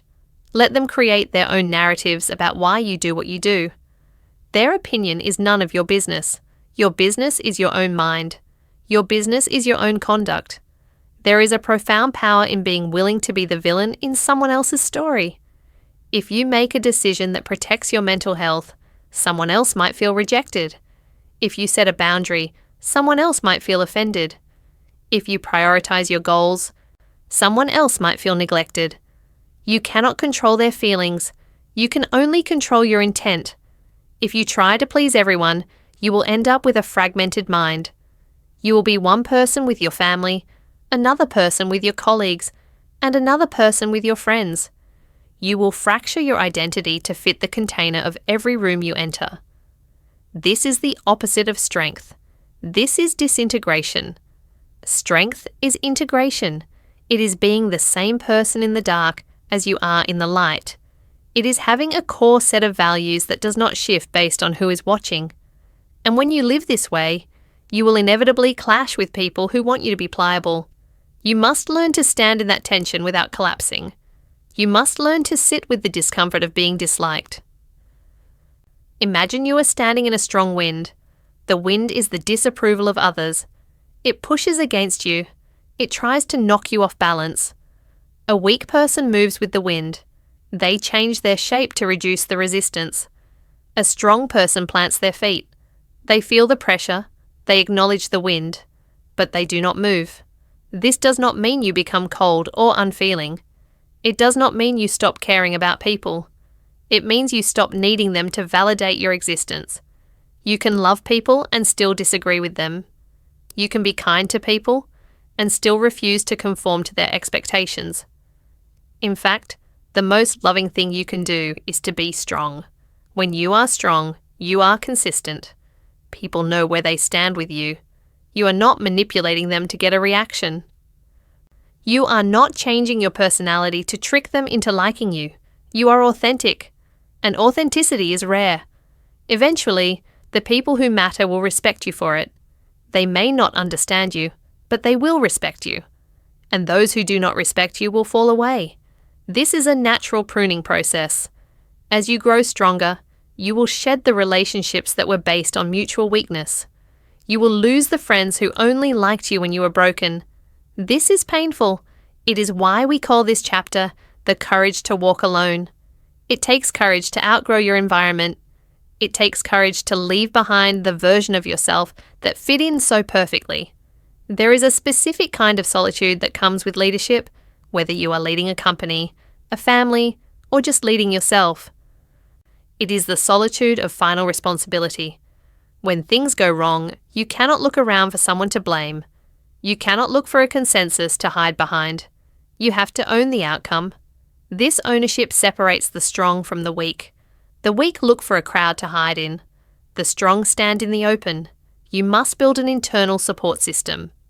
This goes back to the concept of self-talk we discussed earlier. When the world is silent or critical, your internal voice must be supportive. You must be your own coach. You must be able to look in the mirror and say, I know why I am doing this. I know this is the right path.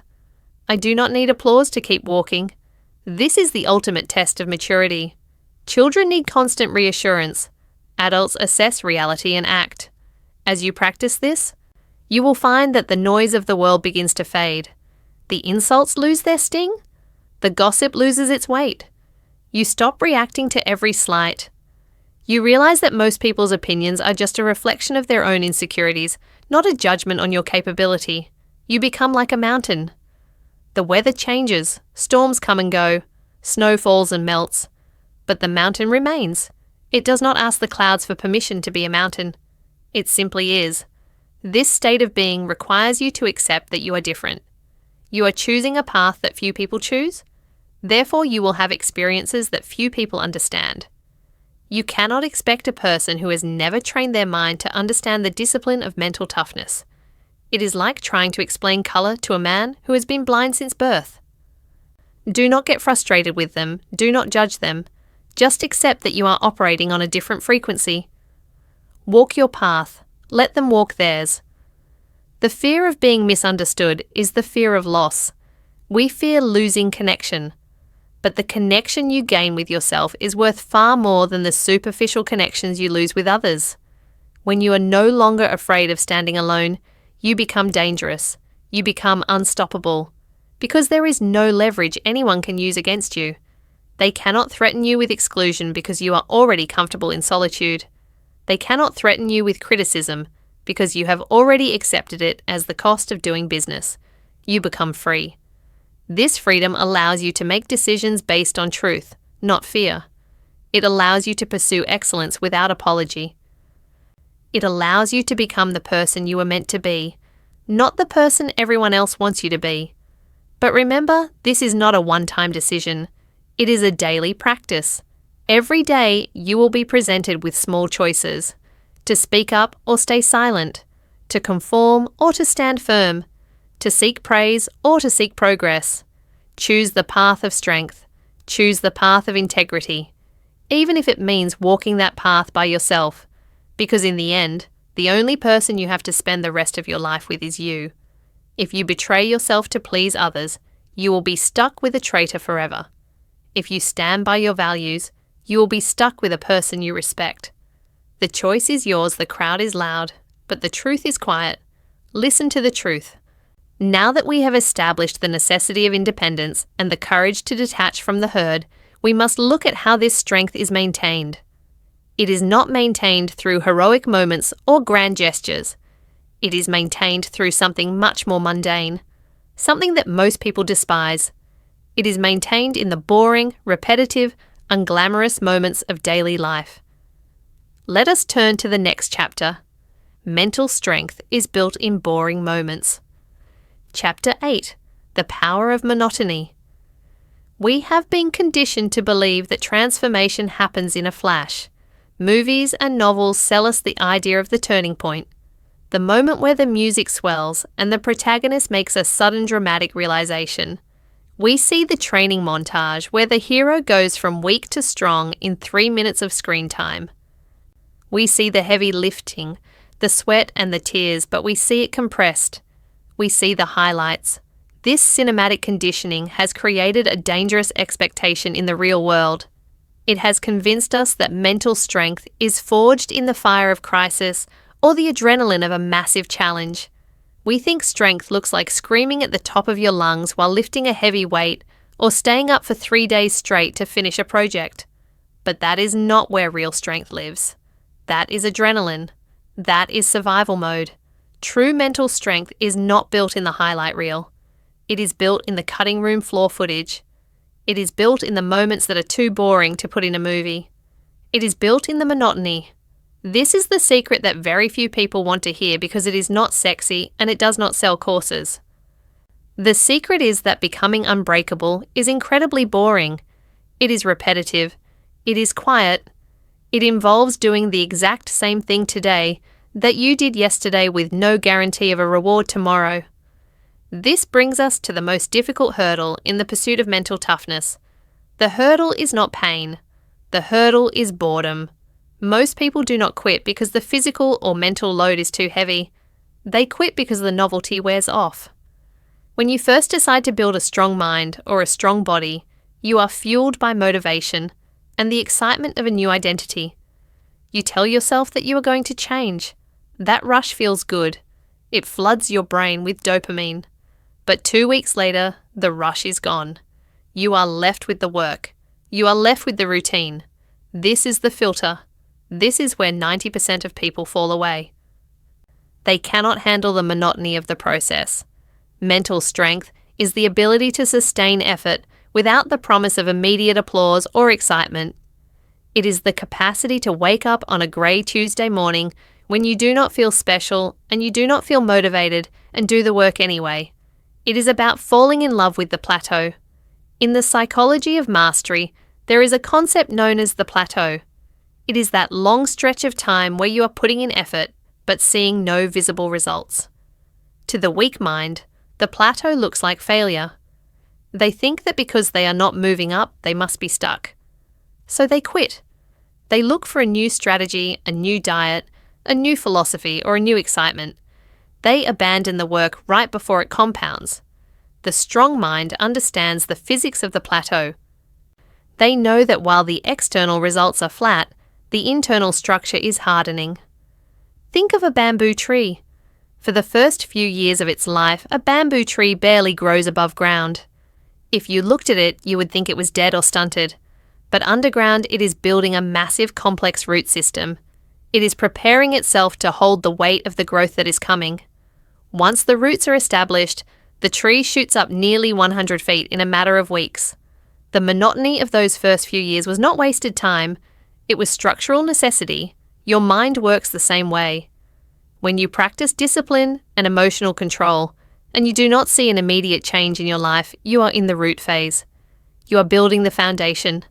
The problem is that we live in a culture that is addicted to intensity. We want the breakthrough now. We want the epiphany now. We equate intensity with effectiveness. We think that if a workout does not make us vomit, it was not a good workout. We think that if a study session does not leave us exhausted, we did not learn. We think that if our emotional growth does not involve sobbing and catharsis, then we are not healing. This is the intensity trap. Intensity is easy. Anyone can be intense for a short period. You can sprint for a minute. You can starve yourself for a day. You can stay positive for an hour, but intensity is not strength. Intensity is brittle. It burns hot and fast and leaves you essentially the same as you were before. Consistency is strength. Consistency is the ability to hold a low level of intensity for a very long period of time. It is the tortoise beating the hare, not because the tortoise is faster, but because the tortoise does not stop to seek validation or rest. The person who meditates for 10 minutes every single day is mentally stronger than the person who goes on a 10-day silent retreat once a year and then goes back to a chaotic life. The person who reads 10 pages a day is building more intellectual power than the person who reads 3 books in a weekend and then nothing for months. This chapter is about embracing the boring. It is about understanding that boredom is actually a biological signal that you need to override. Your brain is wired to seek novelty. In the ancestral environment, novelty meant food or danger. It was important to pay attention to new things. Old things were safe and could be ignored. So when you engage in a routine, your brain naturally tries to drift away. It craves a new stimulus. When you force your focus back to the task at hand, you are doing a rep for your mind. You are training your executive control. Every time you feel the itch to check your phone or the itch to switch tasks, and you deny that impulse, you are strengthening the neural pathways of discipline. You are teaching your brain that you are the master of your attention, not your primitive impulses. This is why military training involves so much standing around and polishing boots and making beds. It is not just about cleanliness. It is about forcing the mind to perform high-quality work on low-stimulation tasks. If you can maintain high standards when the task is mind-numbing, you will be able to maintain high standards when the pressure is on. If you cannot make your bed properly because you think it is boring and beneath you, then you will likely cut corners when the stakes are high. How you do anything is how you do everything. The boring moments are where you meet yourself. When there is no distraction and no adrenaline and no audience, you are left alone with your own thoughts. This is uncomfortable for many. We use drama and chaos to distract ourselves from our own minds. We create problems just to feel something. The strong mind does not need that noise. The strong mind finds peace in the rhythm of the routine. You must learn to view your daily habits not as chores, but as rituals. A chore is something you have to do that drains you. A ritual is something you choose to do that centers you. The actions might be identical, but the mindset is different. When you wake up and execute your morning routine, do not view it as a list of obligations. View it as you putting on your armor. You are securing your perimeter. You are sharpening your blade. It does not matter if the blade sharpening looks boring to an observer. You know what it is for. You know that a dull blade is useless in battle, so you run the stone over the steel, over and over again. The motion is repetitive. The sound is monotonous, but with every stroke the edge gets finer. This is the essence of mental strength. It is the accumulation of thousands of tiny, unglamorous choices. You choose not to hit the snooze button. 1 rep. You choose to eat the healthy breakfast instead of the pastry. 1 rep. You choose to listen instead of interrupting. 1 rep. You choose to finish the report before opening social media. 1 rep. None of these choices will change your life on their own. If you do them once, nothing happens. But if you do them 1,000 times, you become a different person. You become a person who does what they say they will do. You build self-trust. Self-trust is the ultimate form of confidence. You cannot trick yourself into confidence with affirmations in the mirror. Your brain knows when you are lying. If you have a history of breaking promises to yourself, your brain will not believe you when you say you are strong. But if you have a history of showing up every day and doing the boring work even when you did not want to, your brain believes you. It looks at the evidence and concludes that you are reliable. You are dangerous. You are capable. This kind of confidence is quiet. It does not need to shout. It is the confidence of the mountain. The mountain does not scream at the storm. It just sits there. It has been there for 1,000,000 years and it will be there for 1,000,000 more. It is solid. It is heavy. It is boring in its consistency. And that is why it is powerful. To build this, you must stop looking for the magic pill. You must stop looking for the secret technique that will bypass the work. There is no bypass. The way is through. You must be willing to be misunderstood by people who are addicted to the highs. They will ask you why you are so rigid. They will ask you why you do the same things every day. They will call you boring. Let them. While they are chasing the next dopamine hit and riding the roller coaster of emotion, you are building a skyscraper. And skyscrapers require deep foundations that take a long time to dig. Consider the water cutter. A stream of water under high pressure can cut through steel. But it is just water.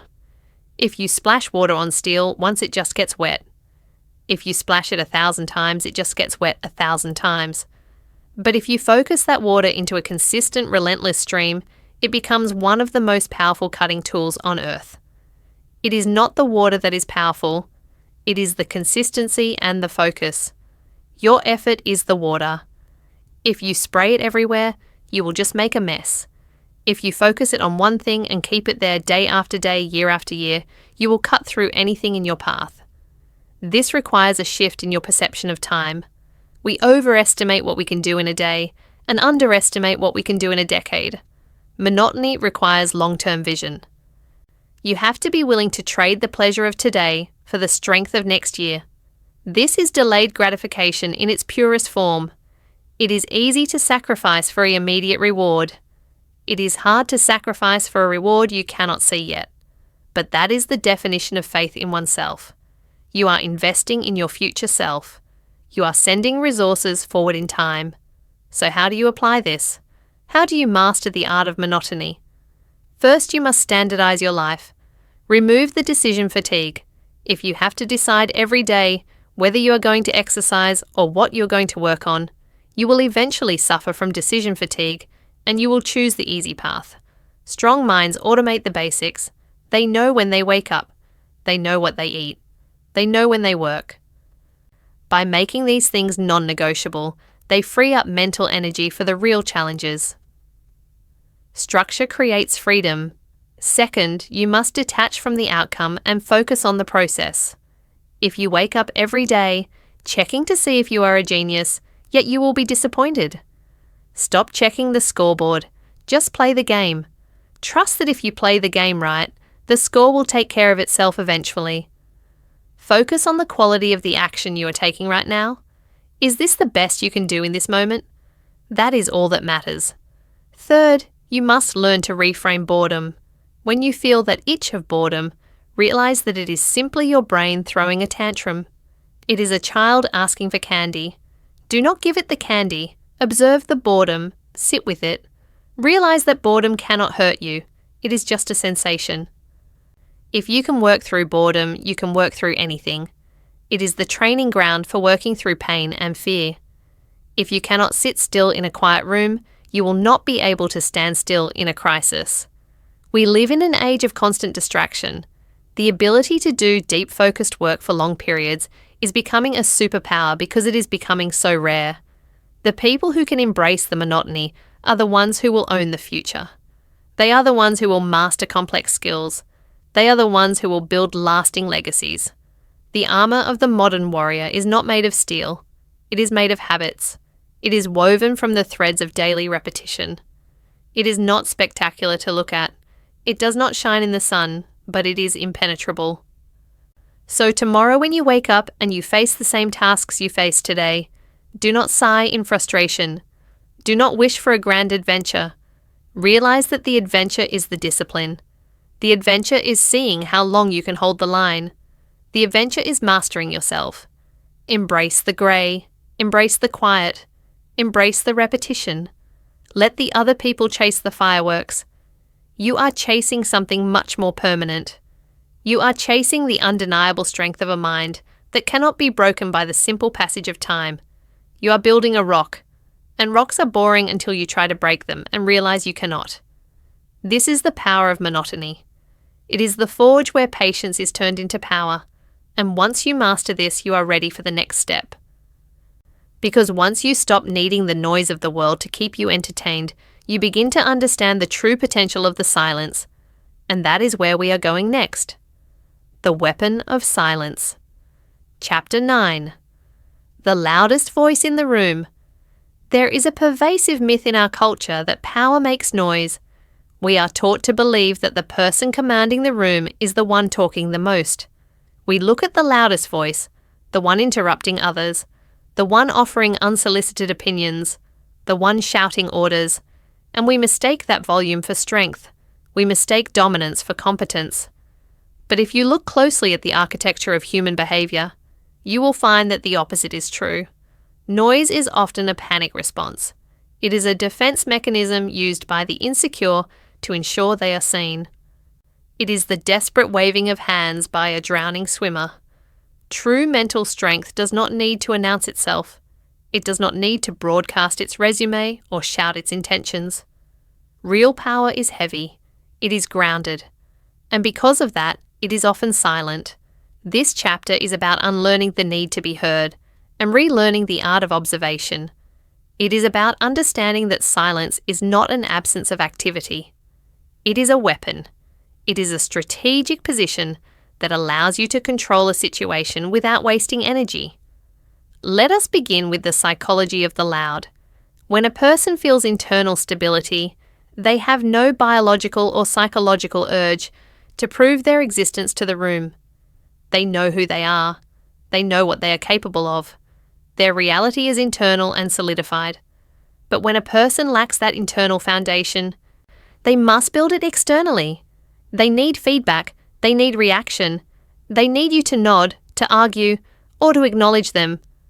The loudest voice in the room is usually the one begging for validation. When someone is constantly explaining themselves, over-justifying their actions, or bragging about their achievements, they are unconsciously asking the world to agree with them because they do not fully agree with themselves. They are trying to convince you so that you can convince them back. A strong mind recognizes this dynamic immediately. When you encounter someone who dominates the conversation with noise, you are not seeing a leader. You are seeing a leak. They are leaking energy. They are leaking information. They are leaking their insecurities. The first step in weaponizing silence is to stop the hemorrhage of over-explanation. Many people, particularly those who are developing their mental toughness, fall into the trap of explaining their decisions to people who do not matter. You make a choice to change your career, or you decide to leave a toxic relationship, or you adopt a new discipline. Immediately, you feel the urge to broadcast this. You tell your friends. You post it on social media. You explain your reasoning to your family. Why do we do this? We do it because we are afraid to stand alone in our decisions. We want the herd to tell us we are doing the right thing. But here is the uncomfortable truth. Every time you over-explain yourself, you chip away at your own authority. You are essentially saying that your decision is not valid until another person understands it. The mentally strong individual makes a decision and acts. They do not need a committee to ratify their choices. If someone asks why they are doing what they are doing, they offer a simple answer or no answer at all. They understand that they do not owe the world a running commentary on their life. This creates a powerful aura of mystery and command. When you stop explaining, people start assuming you know something they do not. And usually, you do. You know that you are in charge of your own life. This leads us to the strategic value of listening. In any negotiation, any conflict, or any relationship, the person who speaks less holds the power. This is simple information asymmetry. When you speak, you are revealing your hand. You are showing your cards. You are telling the world what you value, what you fear, and what you want. You are giving away tactical information. When you listen, you are harvesting. You are gathering data. You are learning the motivations of the people around you. You are finding the cracks in their logic and the hidden desires behind their words. The person who talks for 10 minutes straight has given you 10 minutes of ammunition. You, by staying silent, have given them nothing. This is why silence makes people uncomfortable. Have you ever sat in a negotiation or a difficult conversation where there was a long pause? Most people cannot handle it. The silence feels heavy. It feels judgmental. So what do? They start talking. They start negotiating against themselves. They start filling the void with nervous chatter, often revealing things they intended to keep secret. By simply remaining quiet and maintaining eye contact, you apply pressure without lifting a finger. You force the other person to confront their own anxiety. This is a technique used by interrogators, therapists, and high-level negotiators. They wait. They let the silence stretch out until the other person breaks. But to do this, you must have the emotional control to endure the tension. You must be comfortable with the awkwardness. This goes back to the earlier chapters on discipline and emotional regulation. You must override the impulse to be liked or the impulse to fill the gap. You must sit in the discomfort and watch it work for you. There is another aspect of silence that is vital for mental strength, and that is the refusal to engage in petty arguments. We live in an age of constant debate. Everyone has an opinion, and everyone wants to fight about it. Social media comments, office politics, family dinners. The bait is everywhere. Weak minds take the bait. They feel a compulsion to correct every wrong, to win every debate, and to have the last word. They think that by arguing, they are proving their intellect or their dominance. Strong minds know that most arguments are a waste of life. They understand that you rarely change a person's mind by shouting at them. When you engage in a heated argument with a fool, you become a fool. You lower your vibration to match theirs. You waste your limited mental energy on a battle that yields no spoils. The strongest move is often to say nothing. To look at the person who is trying to provoke you, realize they are seeking a reaction, and deny them that satisfaction. This is not surrender. It is resource management. You are saving your energy for things that actually move the needle in your life. Imagine you are a fortress. An argument is someone throwing pebbles at your walls. You can run out the gate and chase them down, leaving your fortress undefended and wasting your stamina. Or you can stay on the wall, watch them throw the pebbles, and realize that the pebbles cannot hurt you. You remain secure. You remain focused. You let them tire themselves out. This requires a shift in identity. You must stop identifying as someone who needs to be right and start identifying as someone who is effective. Being right is an ego metric. Being effective is a real-world metric. Silence is effective. It conserves energy. It gathers intelligence. It unnerves the opposition. Chapter 10. The Unbreakable Self. Let us talk about the role of silence in leadership and crisis. When chaos erupts, the natural human instinct is to scream. People panic. They shout instructions. They cry out in fear. The room fills with noise. In these moments, the true leader is the quietest person in the room. They are not quiet because they are frozen. They are quiet because they are processing. They are detaching themselves from the emotional storm so they can see the playing field clearly. When a mentally strong person speaks in a crisis, their words cut through the noise because they are scarce. They do not waste breath on panic. They give a clear, direct command. Because they have not been contributing to the chaos, their voice carries the weight of sanity. People gravitate toward the calmest person in the room. If you want to command respect, lower your volume, slow down your cadence, speak less, but say more. This applies to your internal world as well. We have spoken about the loud voice in the room, but what about the loud voice in your head?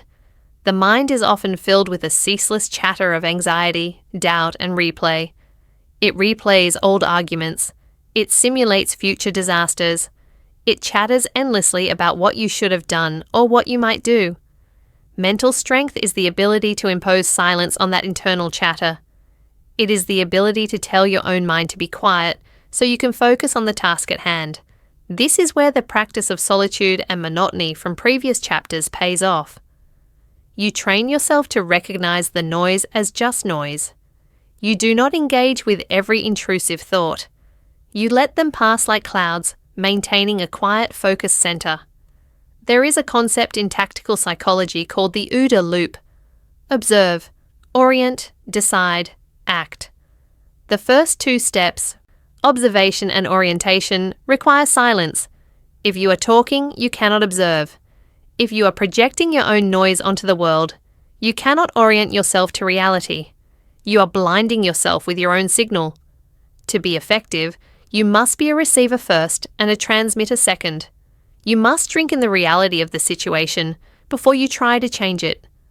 This is why the apprentice listens, and the master speaks only when necessary. The master has already observed. The master has already oriented. The master's action is precise because it was born in silence. Consider the biological cost of noise. Anger, shouting, and intense debate trigger the sympathetic nervous system. Your cortisol spikes, your heart rate rises, your vision narrows, you enter a fight or flight state. While this is useful for physical survival in the wild, it is terrible for complex decision-making in the modern world. When you stay silent and calm, you keep your nervous system regulated. You stay in the parasympathetic state. You keep access to your prefrontal cortex, the part of the brain responsible for logic, strategy, and long-term planning. By refusing to join the noise, you maintain a biological advantage over those who are losing their temper. You are literally thinking more clearly than they are because you have chosen silence over reaction. How do you practice this in daily life? It begins with the pause. The next time someone asks you a question, do not answer immediately. Take a breath, wait 2 seconds. It will feel like an eternity, but it is not. In that pause, you take control of the tempo. You signal that you are thinking, not just reacting. The infinite war. The next time someone insults you or tries to bait you into an argument, try the strategy of total non-engagement. Look at them, hear them, and then go back to what you are doing. Do not roll your eyes. Do not sigh. Just offer them nothing. It is devastatingly effective. It shows that their opinion has zero impact on your emotional state. You have rendered them irrelevant. The next time you are in a meeting, resist the urge to fill the air. Let others talk, take notes, watch their body language, notice who is allied with whom. Notice who is lying. When you finally speak at the end of the meeting, summarize what matters and offer the solution. You will look like the only adult in the room. Silence also builds trust. People trust listeners. If you are the person who listens without interrupting, who absorbs what is being said without immediately turning the conversation back to yourself, people will reveal their true selves to you.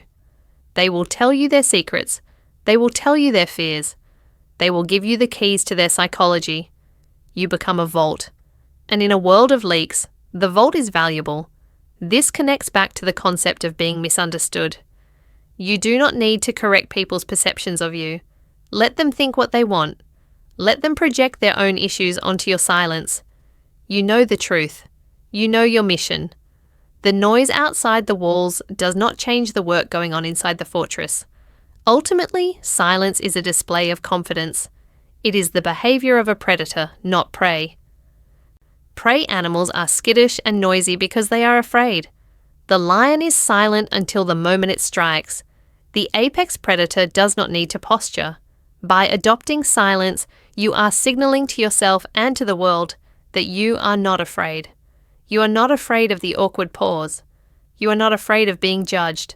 You are not afraid of being wrong. You are comfortable in the void. This is the loudest voice in the room. It is the voice that does not speak. It is the presence that is felt rather than heard. It is the gravity of a person who is entirely self-possessed. So, as you move forward from this chapter, look at your own relationship with noise. Do you talk to fill space? Do you talk to seek approval? Do you talk to prove you are smart? Cut the noise, stop broadcasting, start receiving. Become a black hole for information and a fortress of secrets. Let others exhaust themselves with their words. Let them reveal their hands. You sit back, you watch, you wait. And when you finally move, the world will pay attention because you haven't desensitized them with chatter. Strength grows in the quiet. It is forged in the silence of the gym, the silence of the study, the silence of the early morning. Carry that silence with you into the chaotic world. It will be your shield, and when the time is right, it will be your sword.